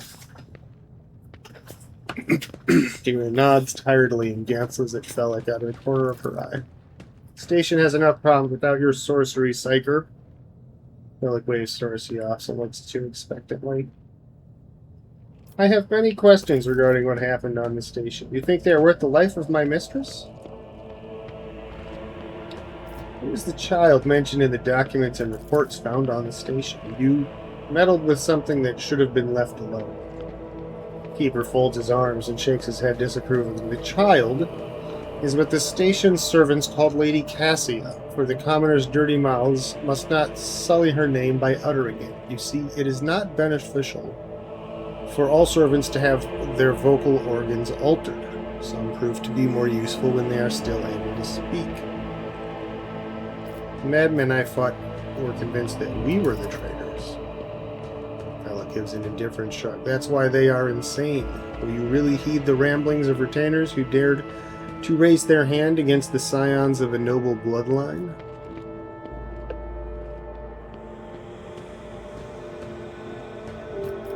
Servants alone cannot be blamed for what happened on the station. Most corpses I discovered were either unarmed or feeble. Did you really think mere servants could plan a coup? The senior officers are just as guilty. Half of my guards butchered one another because they suspected treason. As for the real culprit, the coup was staged by the closest to the mistress. Destroying the shuttles, shutting off the power, and disabling the security system. Too many things required special access. Access available only to the keeper of the station. As I'm sure you are aware, there were two keepers of this station. Your guess is absolutely correct. Theobald Orselio, the demented old man obsessed with Lady Cassia and her power, and also the one to blame for the woes that have befallen Urac 5 and our noble line.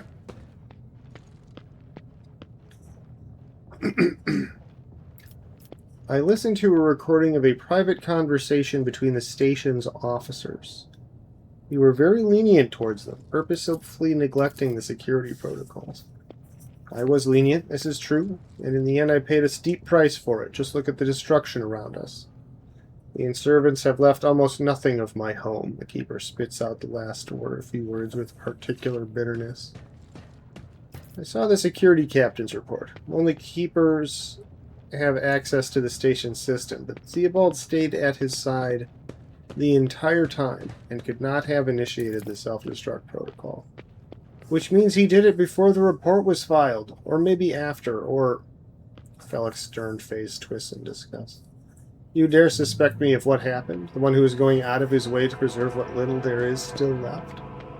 By the God, Emperor, you will keep the slanderous accusations to yourself.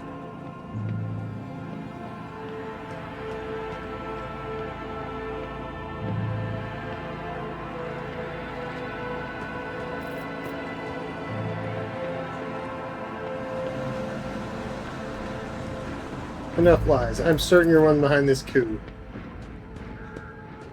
Felix nods wearily. I suppose it is time to remove my mask. Congratulations, you've got me. But did you really expect me to be sincere this entire time? To welcome you with open arms, an ally of Tisiphone and her monster?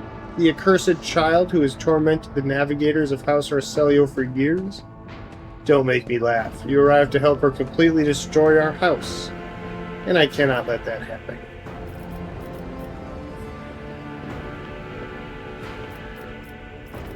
You are quite mistaken. I came here to get myself a navigator. Nothing more. Do you not? Bellis hesitates for quite a while. In that case, accept my sincere apology for the deception and my earlier behavior. I had no intention of making an enemy of a von Valancius heir, nor of destroying the station that served as my home for many years. They left me no choice. I cannot even imagine what monster lurks in the upper chambers. An evil, a plague, a pestilence on our bloodline that seeks to destroy House Celio from within. And Theobald and his followers, just mindless fanatics serving this evil. Lady Cassia is a scion of a merciless tyrant, but it is not her relation to Tisiphone that is terrifying. She is a monster whose power drives servants insane in mere turns. A cursed child who can kill a navigator from the Ocelio bloodline with just a look. I alone managed to get close enough to her over the years. She lowered her guard and trusted me. And at long last, I rid my house of the curse. This is the truth.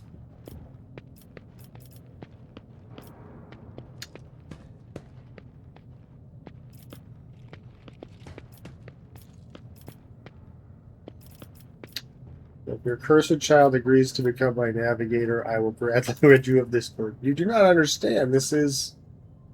Well, stops mid-sentence, make a brief pause, and then asks himself, you are correct. This may work. It certainly is possible. You are going to need this charm. Fellic hands you a precious stone without a setting. Its luminous surface remains cold to the touch, no matter how long you hold it in your hand. If you manage to press it against the monster's skin, whether by force or by guile, the baleful influence of her powers will recede. You will be able to take her and leave the station.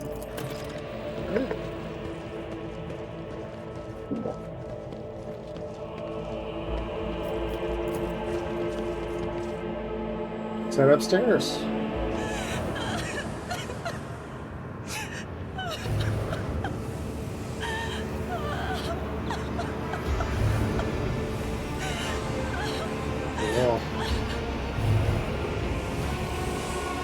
Freaking out, covered in void energy. The pale figure with unnaturally long limbs covers her face with her hands, which are deformed with talon-like nails. Her deathly pale face is coated with blood that continually streams from her scarlet misted eyes. Her spiny gills, slightly hidden under her disheveled hair, twitch nervously at your approach. Only now do you notice the third eye on the young woman's forehead, hidden by a jeweled ornament. And when your eyes meet, you sense overwhelming, soul-smothering power. Succeeded on a willpower test. You are enveloped in despairing grief, and an invisible hand closes around your throat, cutting off your breath. Your limbs seem to fill with lead, your heart hammers in your chest, and the desire to turn and flee from this room, from this station, almost gets the better of you. At the last moment, you master your emotions, and your will pushes back against the illusion, forcing it to retreat. Adira emits something between a moan and a drawn-out whisper. Ow, ow, ow, as if my own little pals weren't bad enough. Now this one's barging into my head. Somebody stop her. Heresy. Argenta looks at the tall figure with a strange mixture of anger and sadness. And she lowers her head, and her white hair veils her face.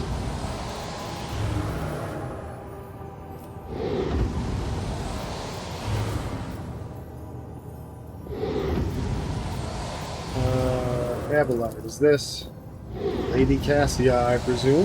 The Seneschal stares at the Lady Navigator's direction with a faraway look. Turns sharply away and awkward. He wipes at his eye. Let's bring the stone in contact with Cassia.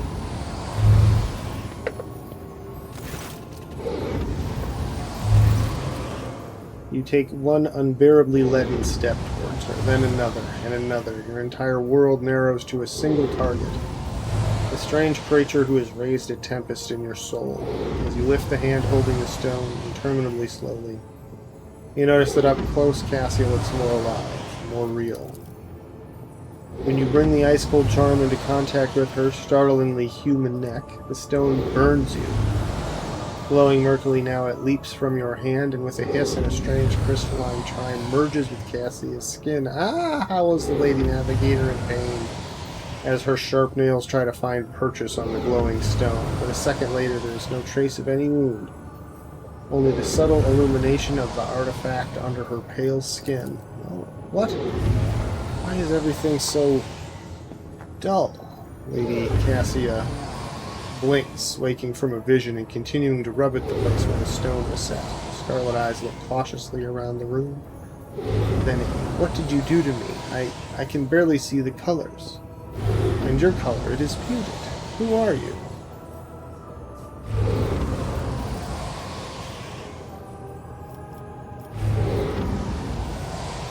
Pointedly remain silent. Wait for Abelard to introduce me. Cassia raises an eyebrow in confusion. So you are a servant? Open your mouth. I need to make sure your tongue was surgeoned and you were properly branded with our house. What is this? I feel faint. Theobald, a heavy-set old man who has been kneeling nearby, erupts into low sobs, his eyes, swollen from crying, dart desperately around the room, as though the veil of ignorance has just been ripped away from them. The child, Lady Cassie, where are you? Sacred child, throne preserved. Despite his venerable age, the navigator leaps up and rushes to the young woman's side. You. The old man shifts, revealing his face to you. It is threaded with jet-black veins, and his bulging, milky eyes bear a striking resemblance to those of a dead fish. A sickly sweet scent assaults your nostrils, as if the old man's flesh is rotting inside his decaying husk. My eyes fail me, for they are unable to make you out as enemy or ally. I'm warning you, one wrong move will bring the wrath of House Orcelio down upon your head. Watch out, Lord Captain. This one's so deranged it's making the whiskers shriek like crazy. He might just open that eye of his. Threatening the head of the dynasty is a grave offense, esteemed whoever you are.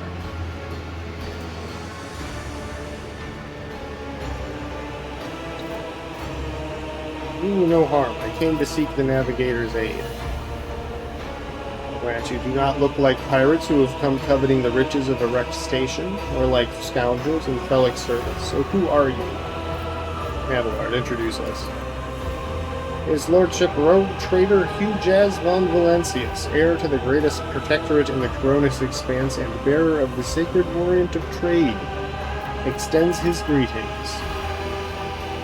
Another rogue trader in our corner of the galaxy? How interesting. Your kind always make an appearance in desperate times, ready to cut a deal that benefits one side alone. Given that you have not so far drawn your weapons, your intentions are probably peaceful. And so Orcelio now asks a service of you. Save the life of the child in exchange for future cooperation. Do not hurry to answer. Think on it. You can make yourself an ally or an enemy of our house today. You decide. What is the curse that has taken hold of everyone in this room? Curse? You do not understand the sacred gift given to our child. When the child is sad, we all weep. When the child smiles, we all laugh giddily. And if the child wants blood, the world turns crimson. The child's will is the will of the great Tisiphon, for she is the heir of House Orcelio. You call me dangerous with my witchcraft and your mother's undercraft. You look frightening. The fish eyes look at you with unwavering dignity. You are not supposed to see me, or Felic, or the sacred child.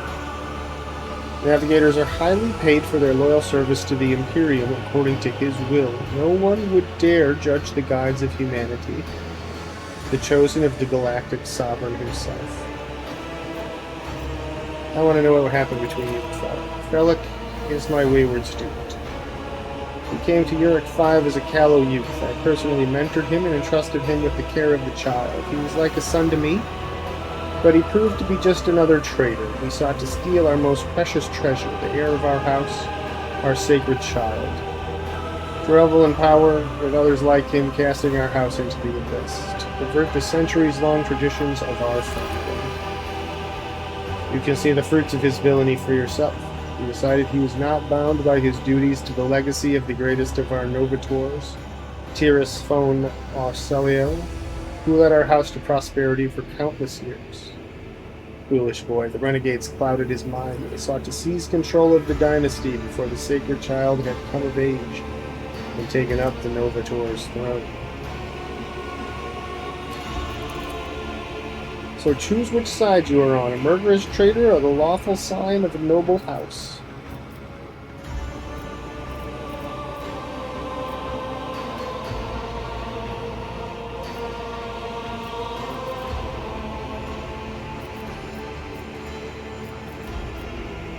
Felix said the child is a monster, a legacy of a tyrant that must be wiped out. And you believe him? After everything he has done to the station, Felix only wishes to dispose of the heir and take the reins in his blood-stained hands. Do not besmirch Lady Cassia's good name. The child is the holiest and most innocent creature on the entire station. What service do you ask me? You want me to kill Felix, right? Both glimmers in the navigator's milky eyes. Save the sacred child. Take her away from this station. I fear I do not have long left. A bluish rivulet trickles down the old man's chin, and he wipes the mutated blood brusquely away with his sleeve. You glimpse strange burns covering his flesh under his clothing. The slightest movement must be causing him unbearable pain.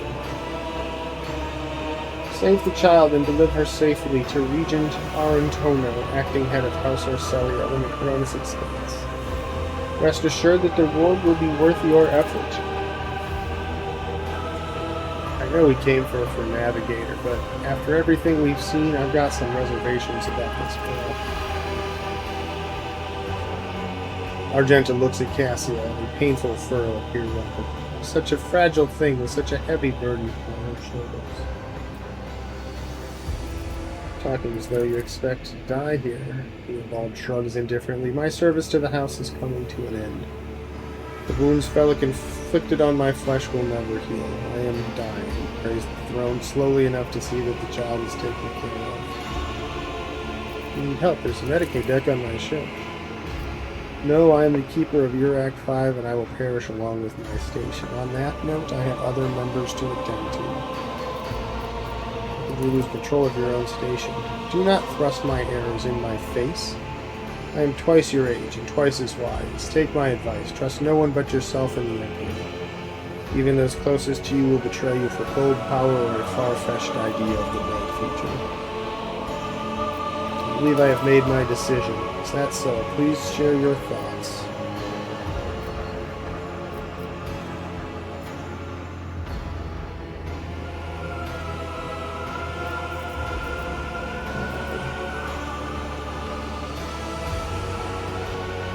Felix is a monster. Let's get away with him together. Allies are always welcome, even temporary ones. I will revive the child. Do not be alarmed. The power of House Arcelio's heir will help you destroy our enemies and shield us from Felix's navigator forces. But you, rest for a time before the battle.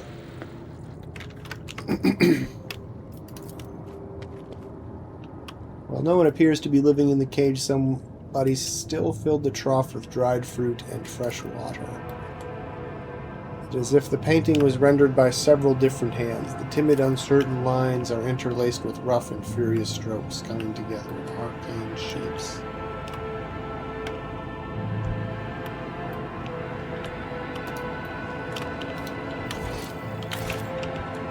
What's this?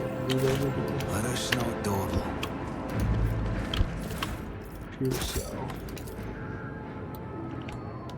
Luxurious feast left untouched. Lady Navigator's private libraries bring with essays, novels, and personal accounts from the trailblazers and explorers.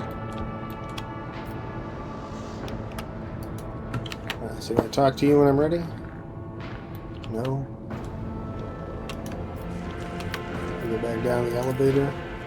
I guess we'll go back down the elevator. It's about time to repay those who betrayed the house. Come. Yeah, let's do it.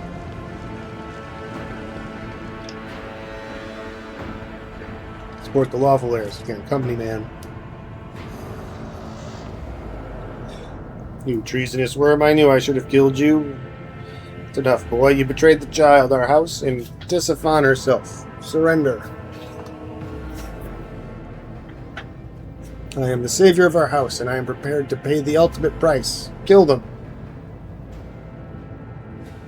Alright, cool. Let's fight. You will beg Alright, for I'm gonna go get mercy, my cinnamon but rolls. I will grant none. For the Emperor!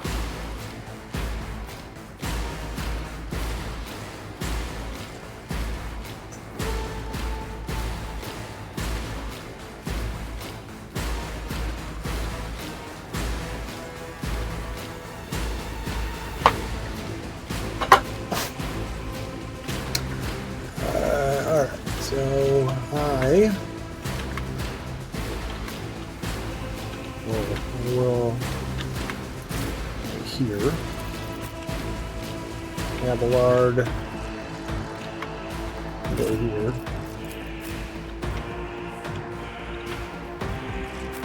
Over there.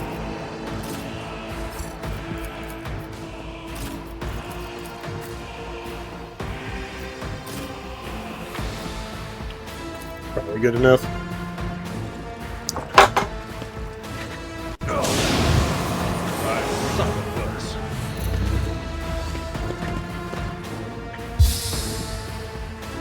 Ooh, cinnamon roll. Stay vigilant.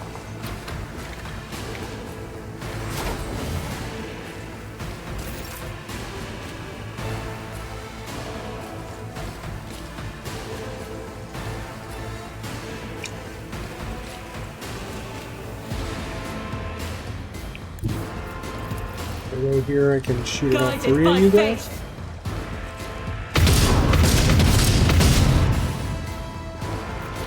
Faith without deeds is not terrible. worthless.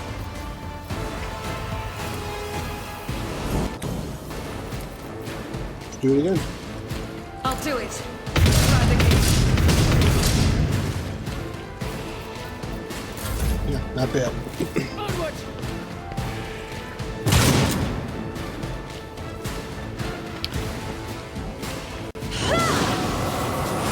Oh, cool.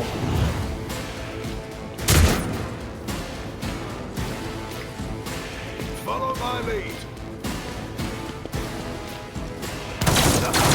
For the glory of the Imperium.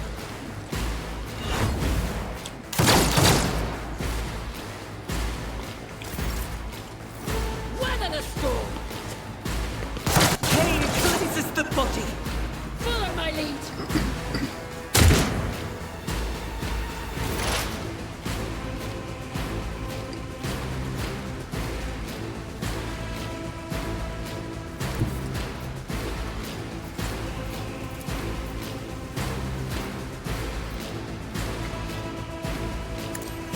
Sure. Be gone. Yeah. Nice one, Witch. But of course.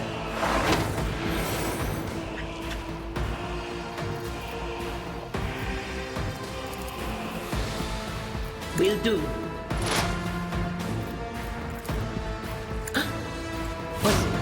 Was that you? Or I'll make it so that they can hit that guy first try. Moving out!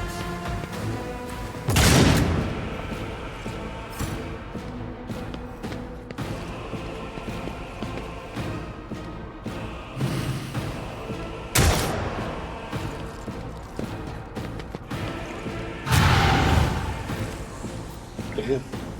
Great Emerald. Oh, thank you. Follow my lead! I was got healed by an NPC. That never happens.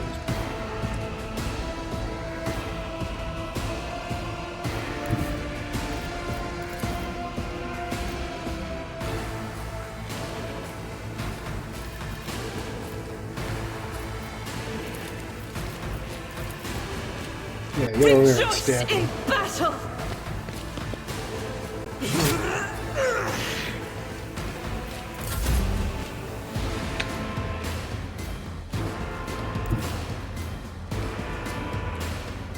Tried and tested tactics are the Yeah, best just run ones. over, you know? No hard time about it.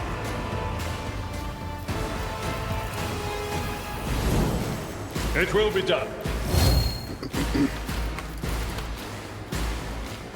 At your beck and call. This is all that happened.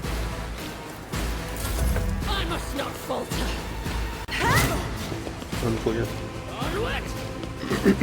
Whatever. He didn't appear to take any damage. So.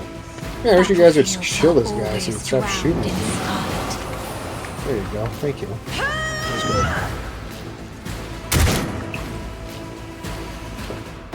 Weapon at the ready. Follow my lead.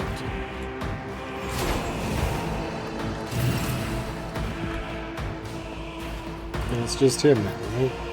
Oh no, there's still this guy.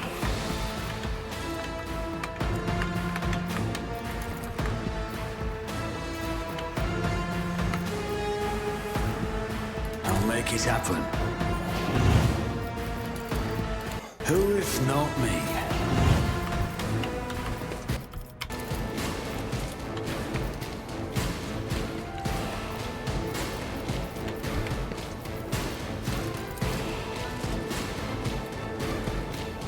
Victory is imminent. Oops. Yeah, that's funny.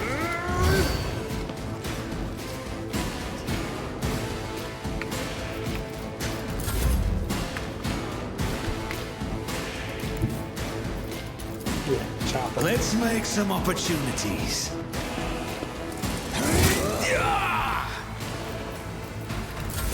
Weather the storm. Don't you dare shoot The me. heretic. Follow my lead.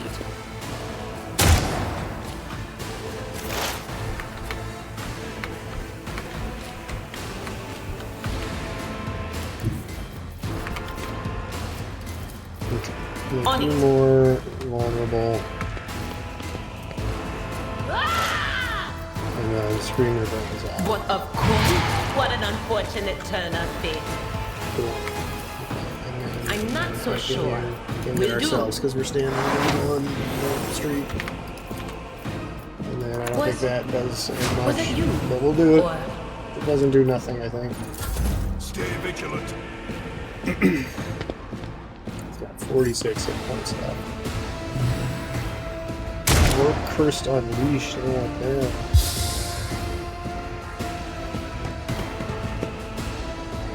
Follow my lead. Look at that, dude.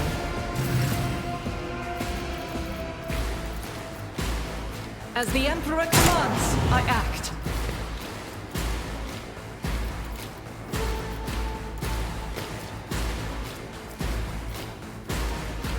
Yeah, we'll do better if we chop. I'll do it. Good chop. Way to chop.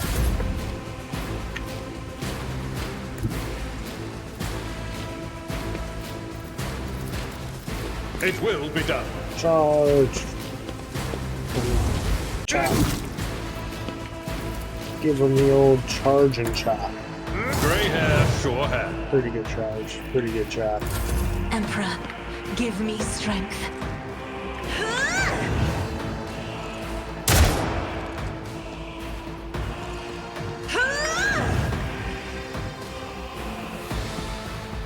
My faith strengthens me.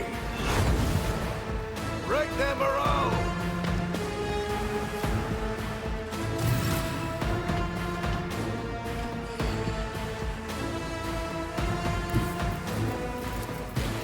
I won't stand for it.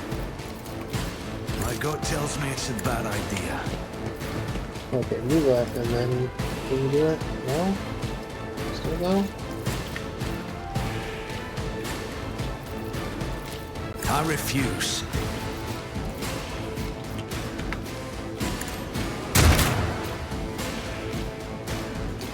I guess that's all we can I do. won't compromise my principles. Not sure why. follow my lead. Alright, run up. Make vulnerable. There is He's movement only got 2 in the hit points. He Imperium. can't possibly make a difference, but... scream at his On it. brains. Be gone. Boom, down he goes. Hooray!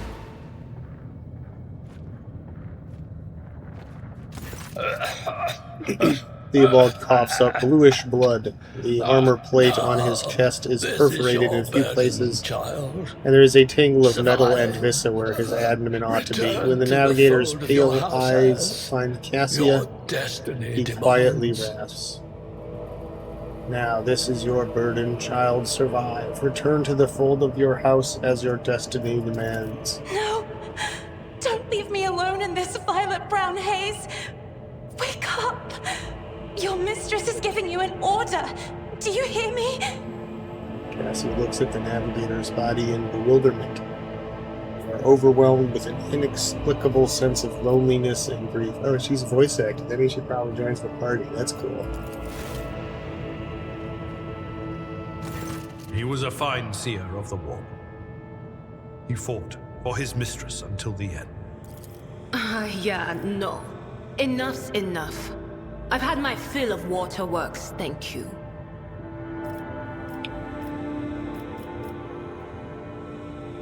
Forgive the urgency, but we should leave the station immediately. The systems are unstable and may fail at any moment. This is my home. Yeah, but...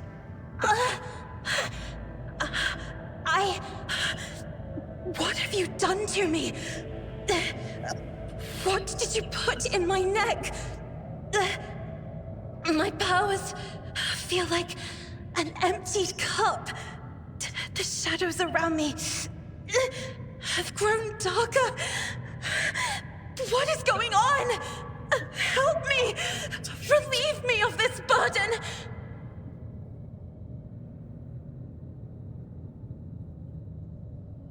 I see. Okay.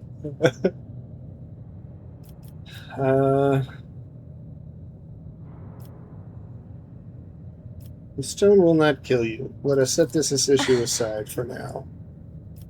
Cassia dolefully shakes her head. What are you going to do to me?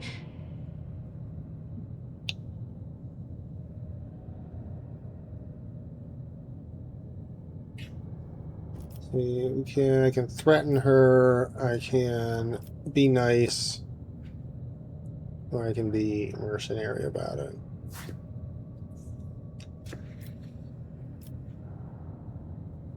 Lady Cassia, let us aid one another. Become my navigator, and I shall restore you to House Orselio at the earliest opportunity. I beg your pardon, but what about my servants?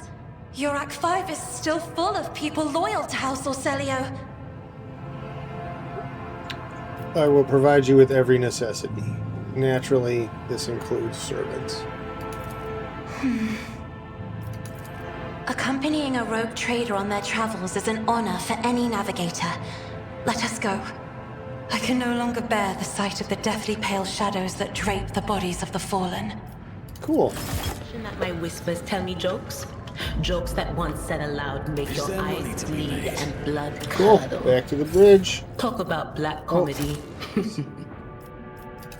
Take the loot and get out of here.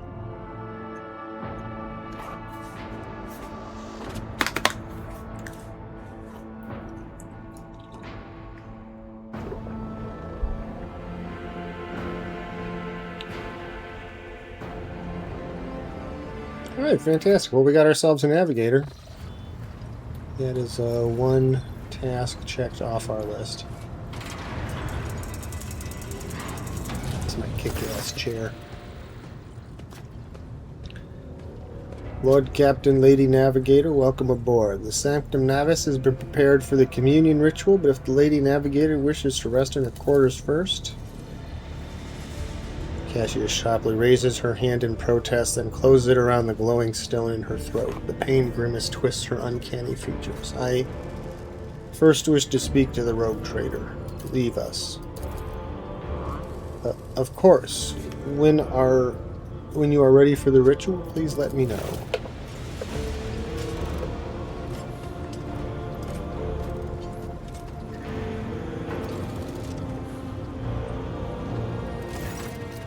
Cassia sweeps her pensive gaze over Vigdis, then lowering her lashes slightly, turns to you. What did you wish to speak about? Before I begin the ritual, I wish to look once again into the eyes of the man whose fame is so great it managed to penetrate the impregnable walls of Urak 5 long before we ever met. It truly is you, Jazz, the person the whole expanse and Calic are talking about. And now a rogue traitor as well. After a few seconds' hesitation, Cassia lets out a small exhale and raises her pointed chin. I have not yet thanked you for saving me on the station. My thoughts were clouded with so much mournful ash when Theobald's heart stopped. But you acted honorably and did not exploit me in my wretched position, and for that I am immeasurably grateful. However, I am troubled by the stone you implanted inside me. According to Felic's instructions, I cannot remove it or tear it out or cut it out. I cannot even touch it. It is suffocating me, weighing down as though my heart were locked in gray-blue ice. I can but hope that it will not be a hindrance when I am guiding the ship through the Sea of Souls, so I haven't thought of that. But now, Cassia throws back her shoulders, I am ready to go to the Sanctum Navis and perform the sacred rite. I require brushes, canvas, and the best paints you have on board. But no red. Why are you asking for these items? Now is not the time to indulge in paintings. You are asking questions the answer to which you cannot comprehend. Perhaps I may explain it all to you at a later time, but now our time is too precious to waste. As a navigator of House Orcelio, I give you my word that without canvas and paint, we have little hope of a smooth journey through the wood. I have no reason to lie. Tell me more about what the ritual entails. I doubt the uninitiated could understand the mysteries of navigation, but I shall try to explain the essence of it. I must merge my mind and will with the machine spirit of the ship so that I become one with the vessel. Cassia lifts a lock of hair from the back of her neck, revealing gilded implant points. After that, I use the House Orcelio ritual, which I am loath to reveal to you, to free my mind of all errant thoughts, and then it is time to open my third eye and peer into the depths of the warp itself. Among the nightmarish visions, mirages, and creatures of the abyss, only the light of the Emperor is the truth that will lead me from star to star, from system to system. Oh, the light, the guiding thread, so fine it can slip from one's grasp at any moment. Cassia unfurls her hand as though dropping something. But you have nothing to worry about. The navigators of House Orcelio never lose their course. Why do you refuse red paint? It is my habit to use the blood of my attendants so as to preserve my own. However, given the current circumstances, my own will serve even better.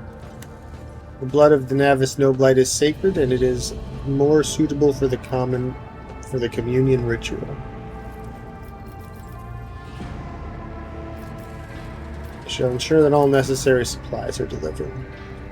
Cassia nods in thanks. I shall take my leave of you for the duration of the rite. I ask that you do not follow me. Few can survive the gaze of my warp eye when it is opened.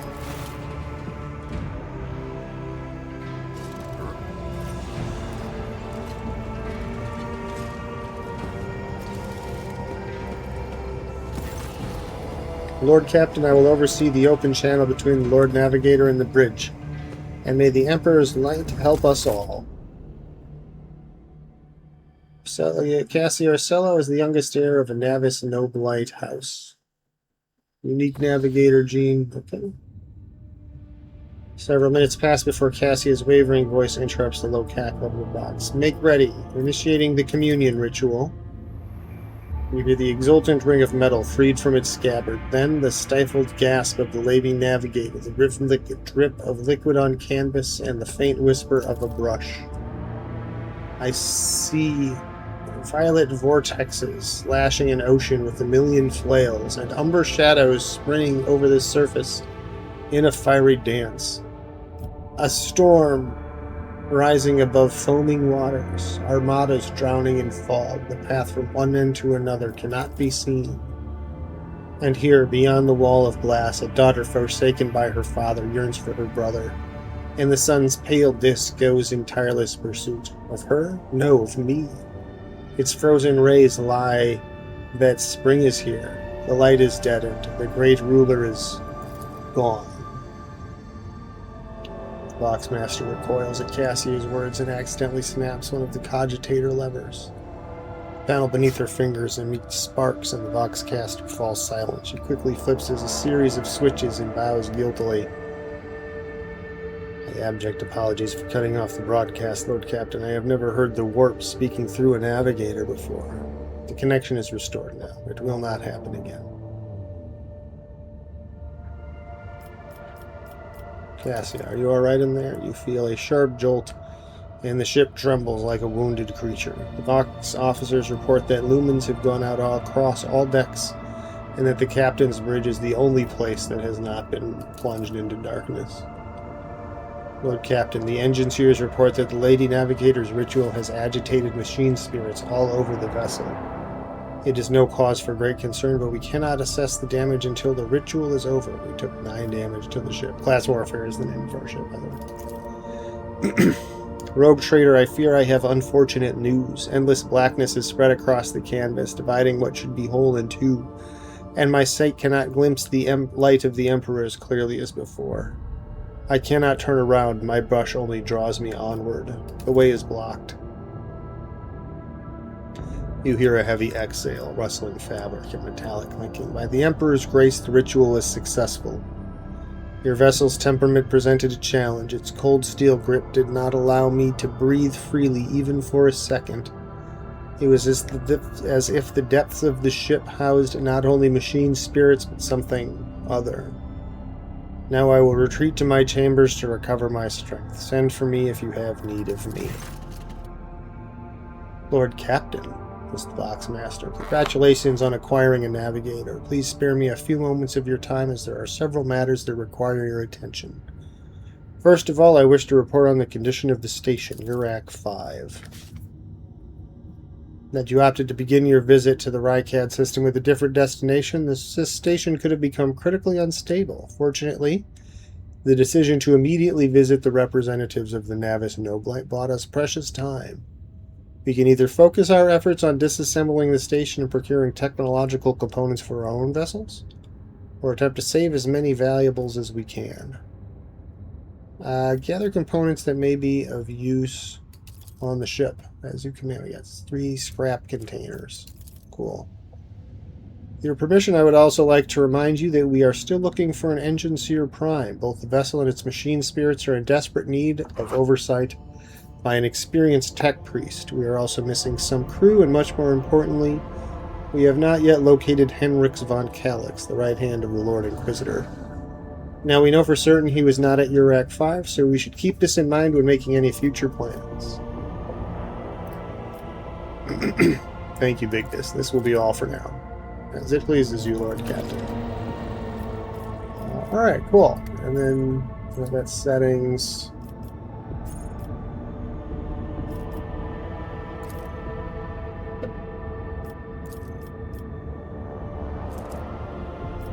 How much scrap do we have?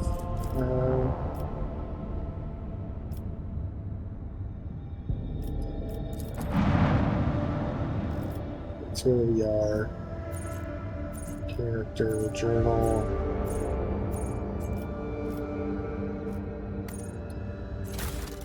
Void ship management.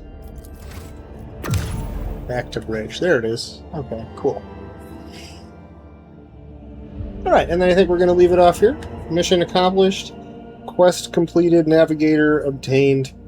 And, yeah, we're ready to continue our exploration of the city next time. Oh, and we leveled up. Which we will also take care of next time, because I don't want to take a thing and then forget what it is, so we'll take it next time. So, yeah, thank you for watching. Don't forget to do all of the things to let the computer know that you had a good time. And we will, we'll see you next time. Thanks for coming in. Bye.